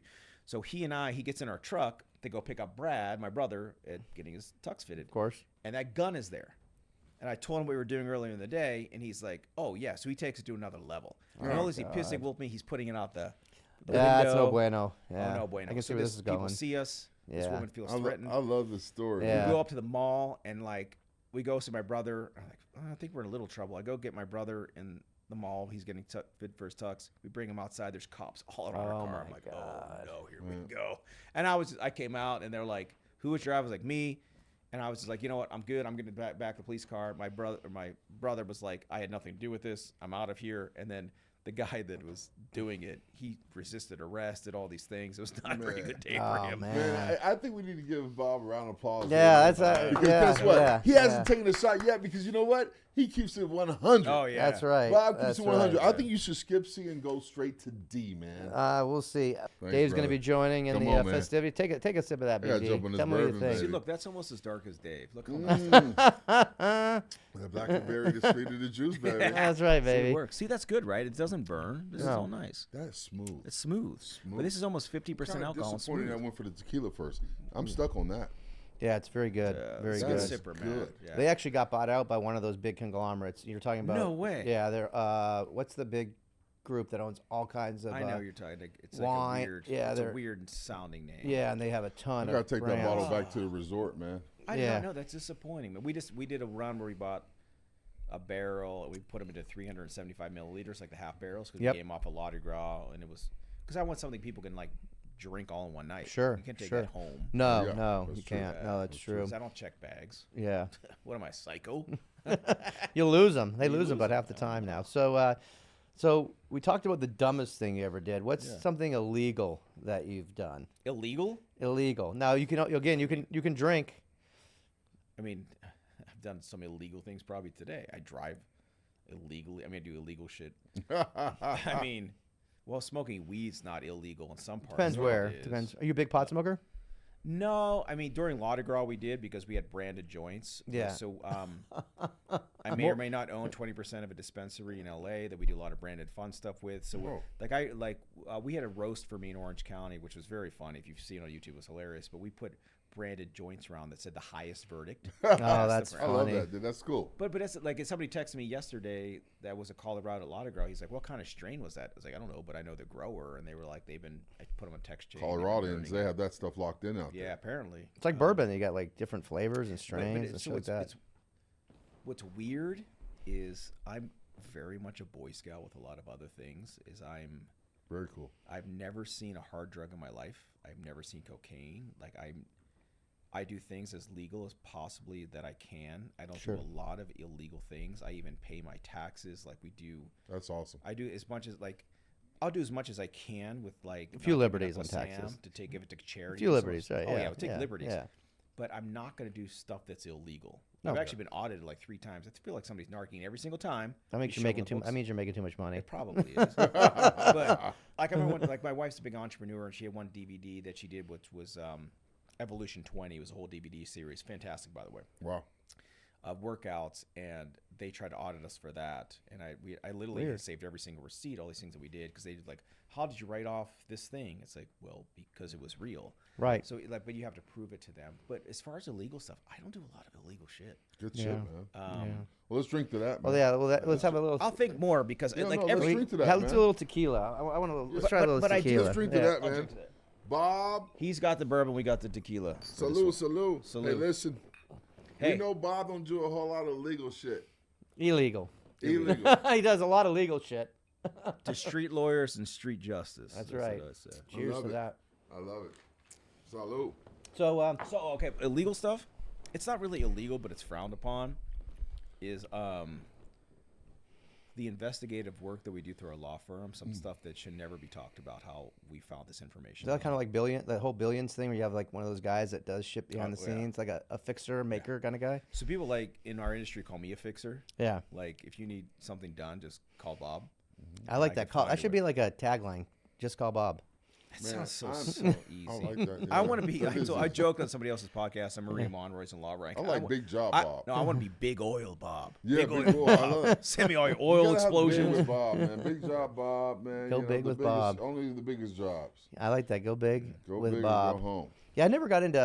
I'm afraid. I never got into like coke or any illicit drugs. I'm afraid I'd like them too much because I have like But addictive it's also, like, personality. you don't know what it could. You could do it once. It could kill you. Like That's what's- true. What's the reward? Like this, the poison I like the most. Alcohol. I know what it's going to do. I know Right. how I'll It's gonna feel. kill you slowly. Exactly. I know how I'll operate. I mean, actually, I drink and drive fairly frequently, but I have a Tesla that can drive. That's true. itself. Yeah, that's true. true. By the way, Tesla, if you want to sponsor the show, I fucking hate. I hate Tesla. Hey. I'm not a Tesla fan. I tell you what, man. All these self-driving vehicles, self-parking is only helping out us God. motorcycle guys because we're saying, hey, can't Oh, this is that shameless plug. This is that plug. I shameless like that. plug, Yeah, man. yeah. You're resting your laurels on these automobile cases. You need to come over to the right See, side. but, That's but right. here's the thing, and also don't come on the right side is these autonomous vehicles have a hard time sensing motorcycles. Yes, That's You right. You also can't hear them. The big thing with motorcycles is usually they're louder. That's a big safer. Loud Yes. pipes save lives. Exactly. right. Yeah. Say that again. Loud pipes save lives. That's a This shout is out to true. the Motorcycle Riders Foundation, MRF. Yes. They legislate on behalf of riders about not getting rid of loud pipes and also keeping combustion engines. It's an important it's an Big important safety yeah feature. big safety I was feature. even thinking today. So as we left my house early this morning to go fly here, and we were waiting to take a left, and I saw a motorcycle come across on a green light, and I thought in my mind, I was like, that motorcycle's going the speed of traffic. They're going speed limit. Sure. Every single person would assume they're speeding simply because they're on a motorcycle. Right. And I counted the seconds. I'm a weirdo like this. This shit I do in myself in No, the that's car. cool. So I counted the seconds to see how fast they were going, and it was the speed limit. And I counted the next car that went, speed limit.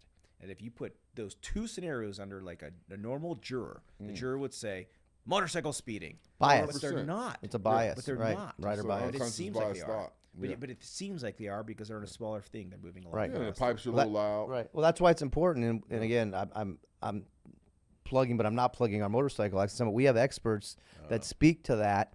Can talk about road design, talk about motorcycles. Bring those comparing- guys into the summit. You'll Yeah. see some of those. Oh, And it's important, whether you come to our summit or not, it's important when you do represent injured riders, especially when you have cases where there is questionable liability or other issues, to have experts on your team that can either testify in trial or maybe consult with you pre-trial on the pluses and minuses of the case. Human factors is a big thing. Big deal, yeah. Motorcycle riders have a very quick reaction time because Yep. they're usually paying attention. Toxicology is also a big thing Yep. because they find stuff in everybody's system. You could Right. find shit happened 30 days ago and it's Right. in your system, and how are you going to be able to fight that? Oh shit, illegal stuff. I forgot to tell you, I killed a couple guys. Really? Wow. No, I did not. Care to elaborate? That was a defense Yeah. expert that Yeah. bled out. We've actually had a client years ago that had weed in his system, parked at a red light, got rear-ended by a commercial vehicle, and it was the biggest case we ever settled because it had nothing to do with Nothing to do with the situation. He was just wrong place, wrong So time. If you want, like, I've had the toxicology reports for blood alcohol, for meth, thrown out many times in our cases. There's a process to it.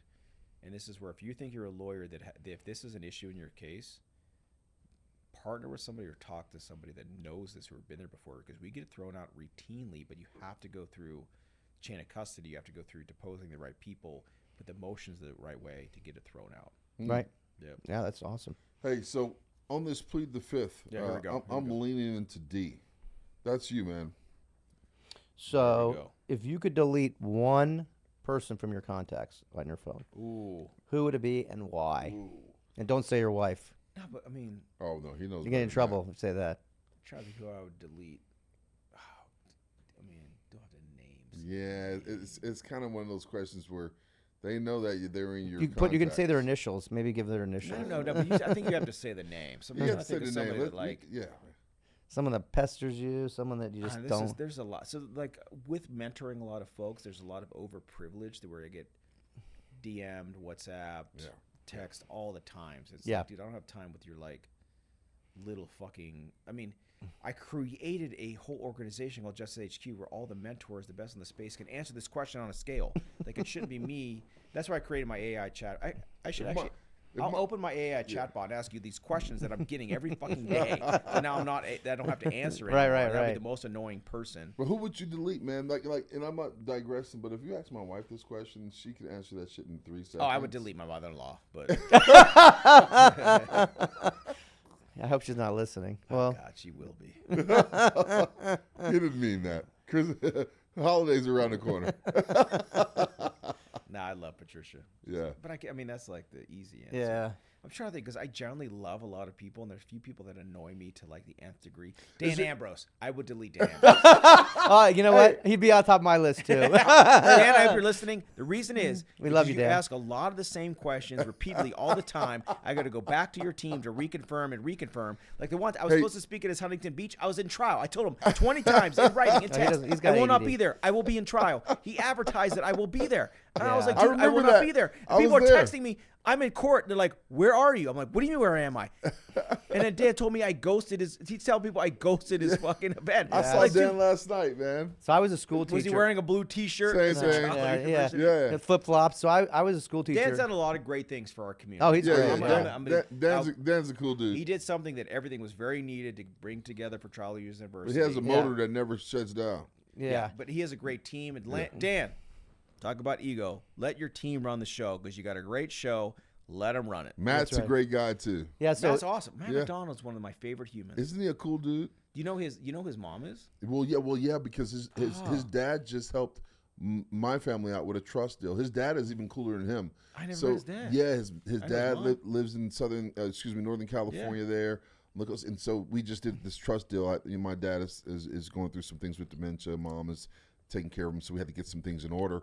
And man, but his dad is a rock star. I'm like, hey, dude, I hang out with your son a bunch on the road, and but you can just see he comes from a great family. Matt's comes from another a great happy family. human being. But that's another thing is we like all of us are probably similar ages, and like you get into talking about parents that are in the aging cycle and how do you? Yeah, I'm going through that right now. Me too. tough. It's hard, right? Yeah. Not my. I mean, it's not my dad. My dad's the healthiest human being ever. Yeah, Yeah, he my is, mom. But it's like we have these conversations. I mean, there's our organization called YPO, Young Presidents Organization. And one of the things we talk about is like, how do you deal with the aging parent? right. Yes. And it's a hard thing. Like you, Tough, man. yeah. Yeah. So real cool funny story. I was a school teacher back in the day, What? and I had did sixth, you 7th grade, science. Earth and life Seventh science. grade? Yeah. What is that? So I would But hold never on, do back junior up high. and tell them about your attorney journey at UCLA. Was it USC? Oh, USC. I was at USC for, I think, a record. I was there for 1 month and deferred my enrollment and never went back. Yeah. I was at USC Law School for 1 month on a He was scholarship. going to follow his dad's On footsteps. Be an scholarship, attorney. yeah. So I don't regret You know it either. what? Those MFers waitlisted me, Yeah. and then after I went and got into Pepperdine, and they accepted me, and I was like, F no. Yeah. Well, it was just, it Best wasn't for me. decision ever It made. wasn't for Yeah, me. but it still worked out. Still worked out great. Yeah. I Where get did to you do go to stuff law like this. No, I was at USC for a month, and then I pieced out. I deferred and never went back. Wasn't for him. Never went back. Yeah, I became a school teacher. But anyway, my point is, I had students like Dan when I was a kid, when I was a teacher.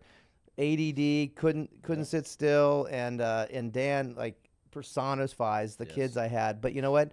Keep them focused. That's why he likes to stay busy, I'm sure. Well, he uses it to his advantage. He does use his advantage. In his yeah. defense, last night we were hanging out, and Dan brings people together, man. He does. It's it's a motor that he has, man. But he does a lot of good. He just needs a little more Adderall once in a while. That's it. Yeah. All right, they got weed for that too. Balances That it all. too. Yeah, that too. There's always a chemical balance. But alchemy was a thing. Like back, I mean, I'm a good history guy. Like you were literally having people grow herbs to find potions to make people balanced. That's right. I mean, it's people. Shout out to my gaming company, Ravel. Shout out, baby. That's right. Geomancer. We have geomancers where you can create all of these things. Well, hey, man, we're down to our last and final question. Plead the Fifth. Plead the Fifth. Go for it, Plead G. the Fifth. No, Go we for got it, G. more. We got a little more. This is our last question. Plead the Fifth. Man. Yeah. And by the way, once again, man, you've been killing it on Plead the Fifth. Look, all I gotta say, we've never had a preview of any of this. By the way, if you're watching or listening, I've not seen any of this shit. This is why I like this this. is all raw and uncut, raw, man, yeah. live and direct. This last question, man, I have to pat myself on the back before I even ask you, man, because it definitely comes from my weirded mind. And if you take a shot on this, man, I'm gonna be disappointed. No. All right, That's a big here we go. I'm just setting it up here, man, setting you up for success. Oh God. Who's the worst guest you've had on your podcast? Who's the worst, man? It's not Dave. It's not Dave Thomas. I'm sure. No. Yeah, I haven't Dave been on there Thomas. yet, man, and it won't be me. Yeah. But you had somebody on your podcast who's like, man, I They should have suck. rethought that. Who's your worst guest on your podcast, man? I can't. Well, you can drink. You can do it. You can drink. I know I got him, the all right. answer. All right, I got him. I know You I can got drink. him.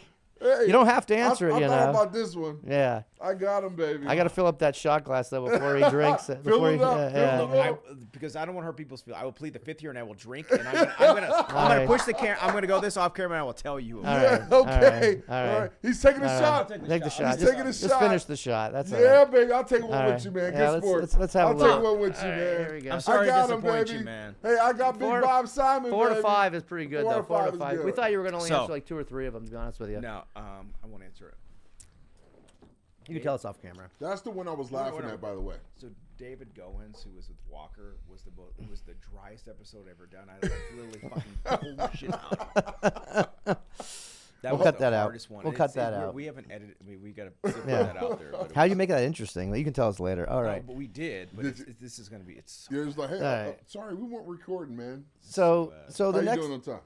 I'm good. I just got a fantasy football update on my phone. Oh, I love it, man. So let's talk a little bit about legal marketing because it's something that we do. Yeah, baby. And something you're familiar with, and we all know that there's some really, really bad lawyer ads out there that really are not good, horrible, and they're really not good for the industry, good for the clients, and so we're going to be looking at what we think is a tacky lawyer ad, legal marketing gone wrong. Where are we looking at it? Oh, it's going to be up here. It's gonna be But on the screen. Can I guess? Because I think I know the worst. tell us. Let us know, man. Tell It us. should be Case Connect. It has the checks that's like written from like a handwritten check. Oh, like I was shit. under a car and like. this Oh, is not Henry. real. Looks like we're gonna be viewing 2 over there, man. Yeah, we have to Oh, look at that. If this is one of mine, I'm Yeah. real mad. So what? Before we look at this, what do you? What goes into a good ad question. versus a bad ad? Good Ooh, question. so bad ad is only drawn towards. I want money now. Look how easy it is. Right. That's bad. You get bad clients, bad results. Yeah. Yes. Good ads are educational first. It flows from there. That's Yeah, essentially yeah. like I think that good ads are. I'm hooked on. I always think you identify like. Sunil Gupta is one of my favorite speakers. He has this thing that he says, "Fall in love with the problem." Okay. That's how you figure out the best people to.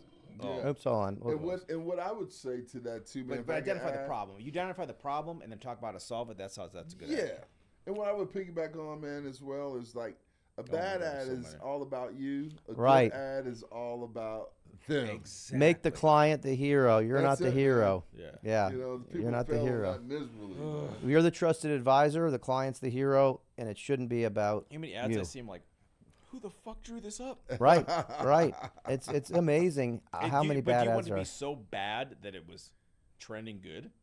Well. Well, we know somebody that's doing that right now. That's how they're probably going. But if it's is it a parody though? If it's a parody, it's a little funny.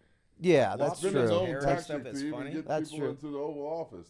Yeah, I think things are getting bad. I think things are The more bad shit I say, the more followers I get. That's right. That's right. I think there's I'm sorry. things are I'm bad. gonna be biased. But it's weird because you feel there's this thing in society right now that if you It's crazy. if you're such a like racist piece of shit, sexist asshole, there's a place for you. There's a place for you. But and that's a struggle for me. It's like we should not be rewarding or teaching that as a Right. society. Right. You should teach humanity. You should teach like empathy. Right. Last thing I tell my girls every day when we go to school: make somebody happy today. Make somebody feel special. Yes. Right. That's the reward. I don't care what you learned today. I don't care like anything else. I love if you that. made somebody else feel better, Right. that's who you are as a human. And Right. now we're detracting from that because that's what we're here from the top. But I digress. Yeah. More whiskey. I love Yeah, that, that's man. right. I No, love that's that. well so said. we're back to TLA, tacky lawyer ads. Not legal TLU marketing, Dan, but legal TLA. marketing gone Okay, wrong. okay. All right. All right, what we got? let's cue us up. Let's see what we got here. Make Thanksgiving unforgettable this year with No, we got an Oh, ad. I like We'll Thanksgiving. skip that Yeah, infomercial. yeah. But if you want to pay us too, Is let that me There where we they're go. smuggling kids in the? Here we go.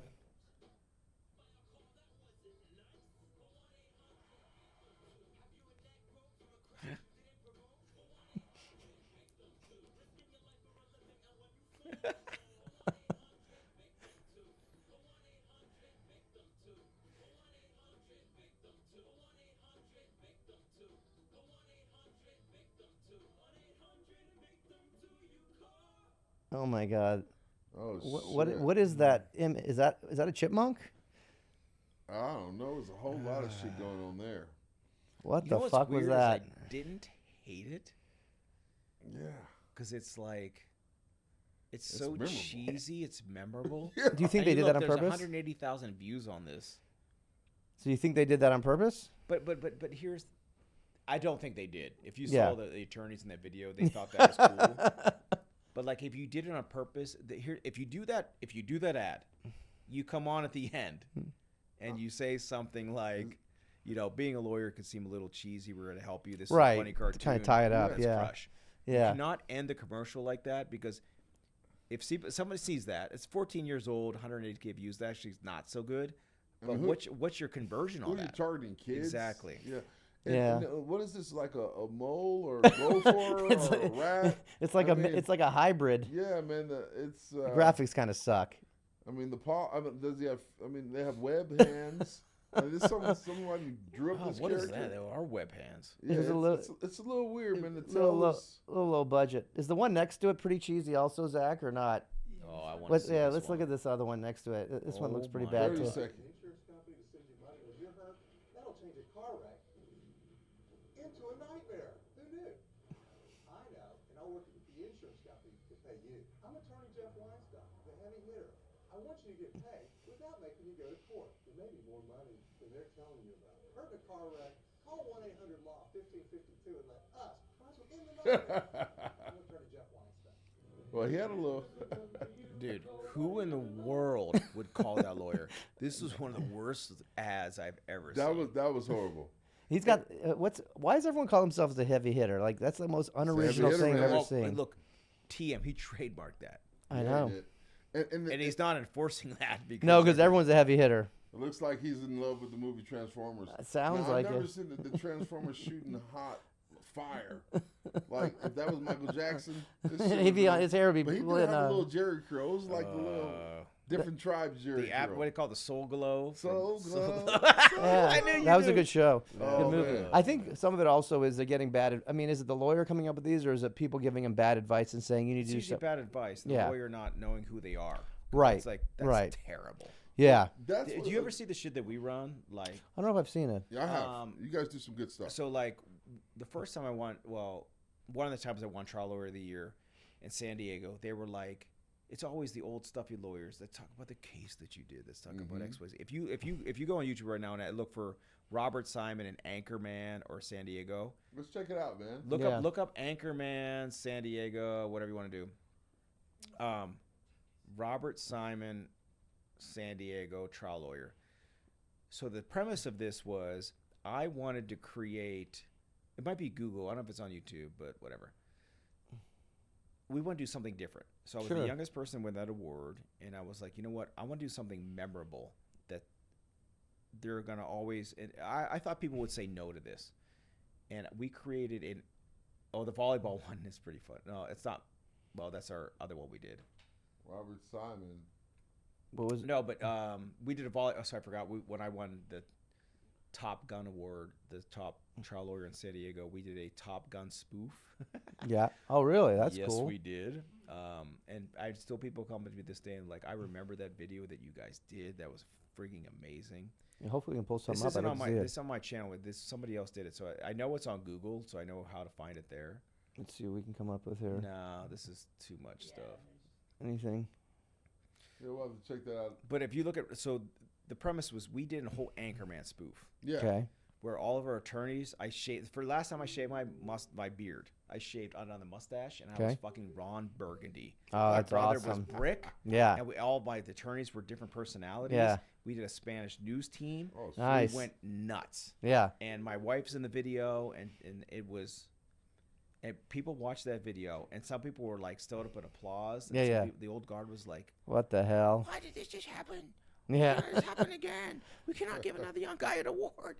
But the whole point was be different, be bold. Right. And Love it. like now we run ads off of it. So like the digital ad that we run the most is a commercial that from Bourbon Approved, Justice Team Podcast, all these different things we do, and it ends with the end of that one that I did in San Diego. It has me with a freaking wig on and a mustache with my wife. My wife told somebody that he'll read anything on a teleprompter. And I pick up the papers and go, and go fuck yourself, insurance companies. I love it. Everyone remembers it. That's That badass. one moment. Hey, That's that's all it takes. That one moment That's all has it made takes. me millions of dollars. badass. That one moment. That's Because I crazy. took this opportunity. That's big. I said I'm going to seize it and Yep. seize it evergreen. Are you guys listening to this? Yeah. Be bold, man. Be bold, but capture it. Because if Capture you're it. be bold, it could be once in a moment of 200, Yes. or you can be in front of 2 million. Right. Yes. Right. Right? That's why this podcast should be able to live forever. Right. Yeah. And that's, I mean, you're not an advertising lawyer, but I don't know if people realize that. You're all I'm not. referral based, All right? referral based. But I Right. do this shit. I do podcasts and cut them Yes. up and put them in front of lawyers and their folks so you know. Yeah, Right. You're in front of the people, man. And I think one thing a lot of people don't realize, and it's happening here in Arizona, it's happening all across the country, is you have all these lawyers going into a crowded space and spending money on TVs, outdoor, radio, and there's only so much business you're going to get. And as those costs go up because of competition, advertising costs, your ROI goes down.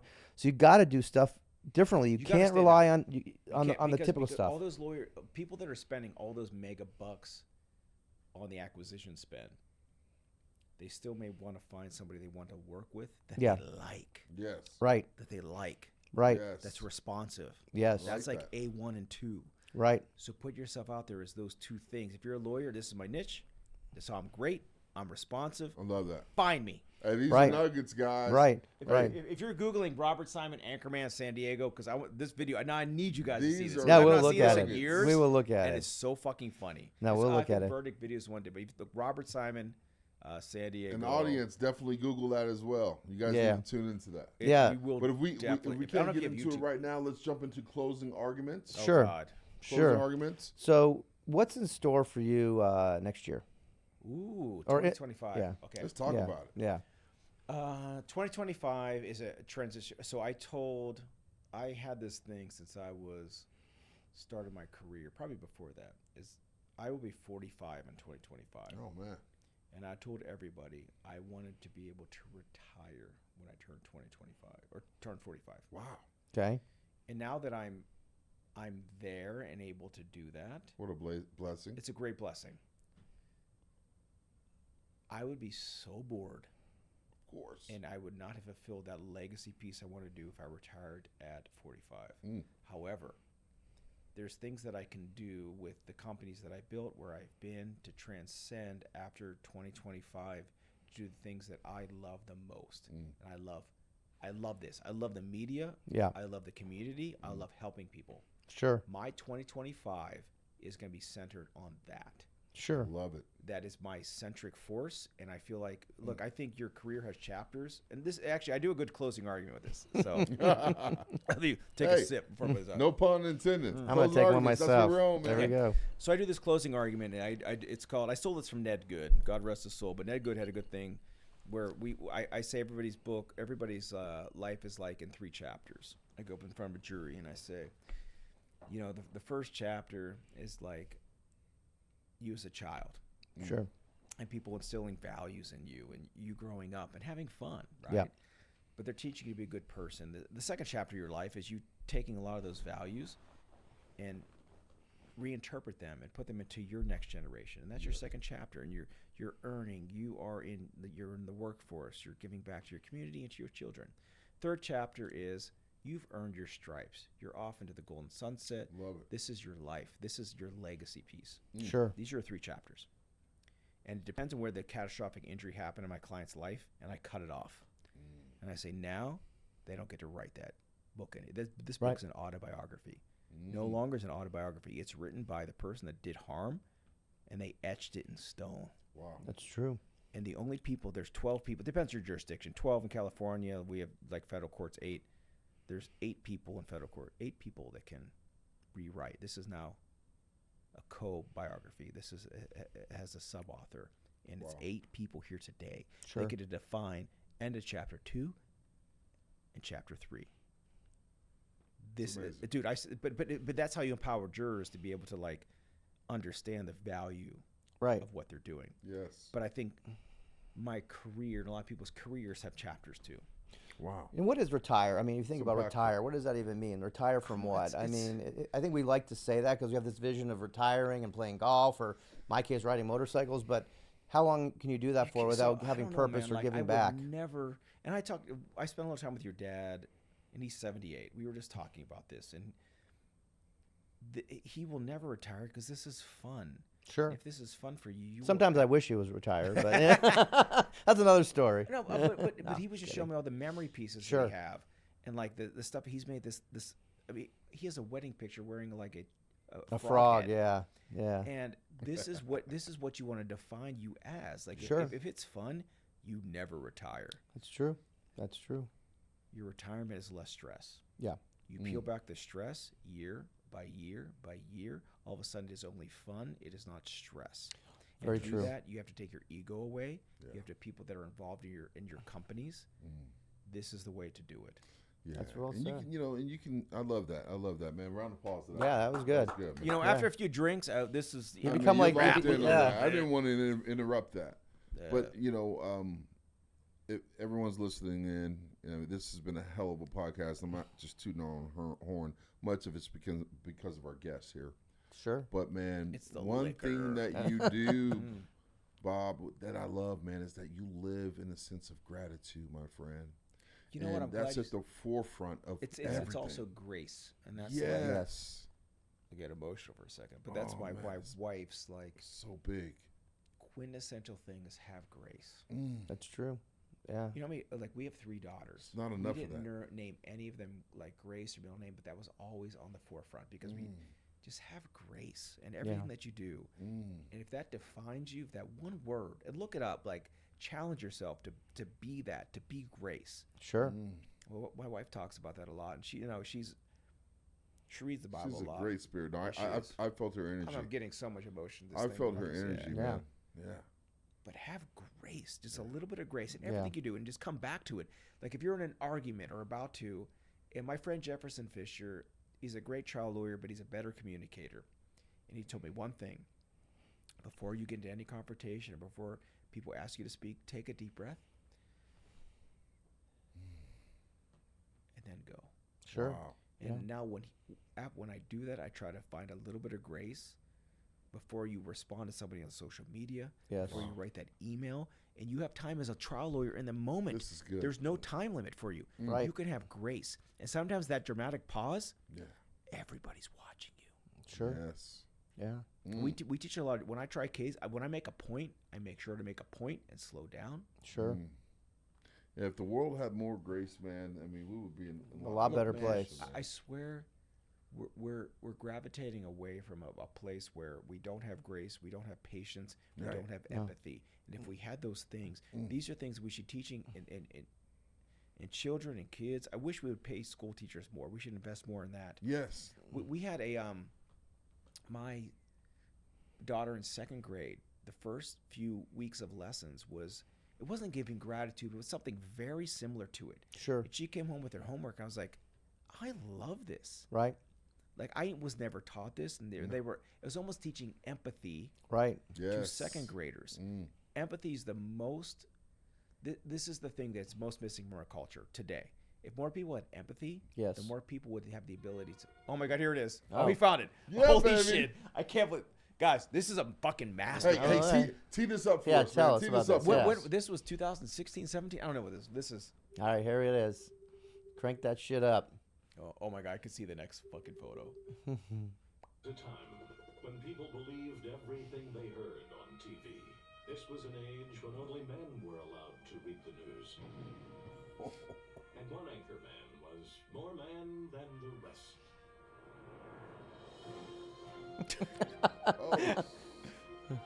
Oh, brother. Other brother.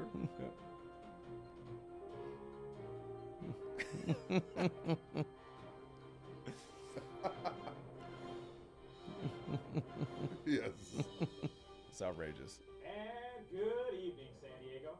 I'm Robert Simon. And I'm Christine Bullock. And thank you so much for letting us. Last time I shaved. Here's the news for this evening.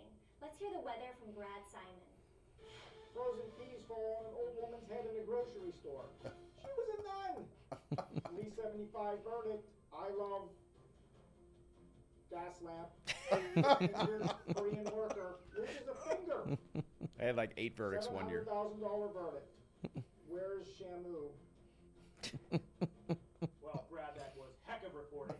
That was like Jimmy Ogman and Dave Firefox had a baby and it was awesome. Famous child lawyers who said it. Reporting live here, summer 2015, San Diego County. Christina Samples, a young mother of 2, Oh, God. has a cervical fusion after colliding with an armored car. $500,000 verdict and whammy! Opposing counsel goes down in the third. That was round true. to He knock out fucking blood. passed out. Oh, in 2015, Robert Simon takes his talents to San Francisco, where a young man has a cervical fusion after a rear-end collision from an automobile accident. Opposing counsel tries a Hail Mary and whammy! Intercepted by Robert Simon for a $4 million verdict. Nice. Brandon, I smelled what you were cooking with that piece, and it was like Dr. Vance and Dr. Oship had a baby, and it was called Malingerer. Famous defense And our lawyers. lead story, Oh, yeah.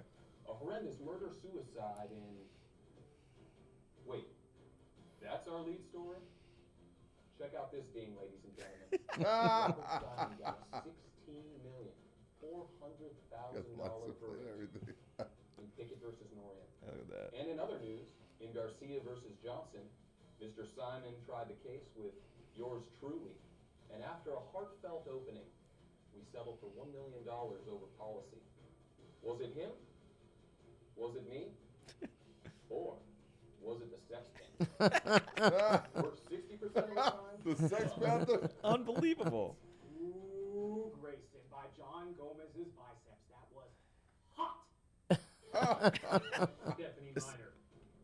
That was a $550,000 verdict that I was on the other side of. That's right. I was the adversary to the Simon Law Group.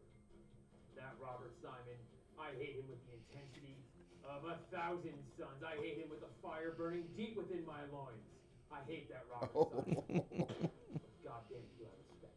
Oh my Skip Babbitt's Jesus. mustache. That was one powerful piece by Tom Conroy. There's Eric. That's Eric. Supposed to run red with Robert Simon's blood.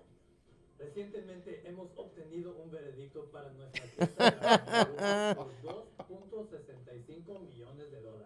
Un resultado excelentemente para nuestra compañía, pero más importante, justicia. That's para funny. nuestro grupo. Scotch, Scotch, Scotch. I love Scotch. Oh, it's High West. Hey, there See it that? is. High noon. I saw that. High West. Everybody knows that Robert Simon will read anything off the PowerPoint. Anything. My wife's the best. Yeah. Interesting piece. And well, that's the news. And go yourself, insurance company. Oh, shit. I thought that went very well today. You are a dirty pirate hooker. You are an ambulance chaser. I'm going to punch you right in the ovaries. Man. Your wife's a good sport. Dude, this was like, I mean, this is 20. That my parents are first thing. Look at this. Like, Yeah. Oh, dude. Hey. That was so good. Nicely done. This is back when they told us not to do this stuff, right? Oh, when they were like, shit. "It's 2015. Like, you can't do this." We're like, let's just do it. Yeah. I mean, we have outtakes. I forgot about this. Dude, you have to. Are you part of the Golden Gavel Award? Do you submit anything? No, so we somebody submitted on behalf of my behalf last year, but they've never seen this. Look at this. Yeah, that's Why don't funny. you submit this? Yeah, you man? should. This Look will at this. this will win a Golden Gavel Award. Yeah.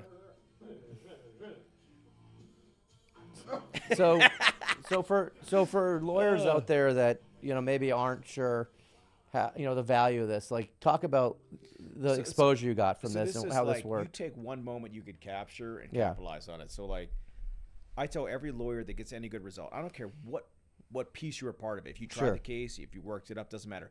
This is your momentum tour. Right.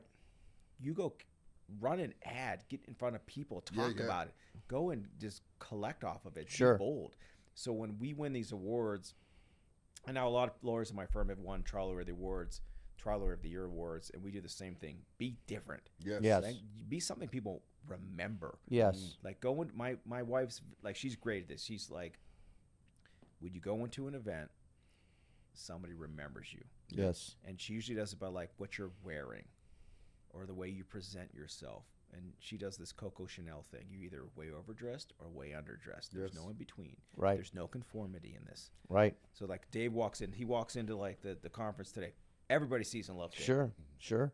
Yeah. Because you're dressed differently, right? Yep. But you have a personality behind it. Right. But people remember that. I want to be with him. I want to be like him. I want to be around him. Right. Seize that moment. Any lawyer has a little bit of success.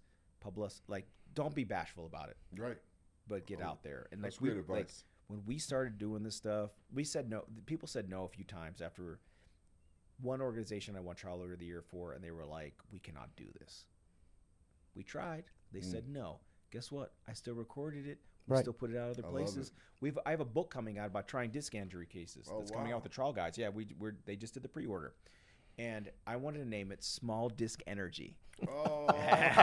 They won't let me do it, and they were like, they won't. But guess what? I bought all those domains. I'm still going to PR it as Small Disc that. Energy. Yeah, on your own. I love on that, your own. dude. Yeah. But it doesn't matter. Be different. Be bold. Right. But I understand they're like when people traditional SEO terms, they want to hear disc injury. Like they want to hear things people will look for to win those cases, right? That's right. But my marketing's a little different. Where I want to work with other lawyers. Right. So you're trying to appeal to the lawyers, not different, not not the the public. business. Right. Yeah. So 5 years from now, where do you think you're going to be 5 years from now? Well, he If- said yeah. he's going to be retired. Well, yeah, but that's not No, going to but happen. Let's be see, like, I mean, I could be right now, but like, Yeah. I think it'll be a lot of the same.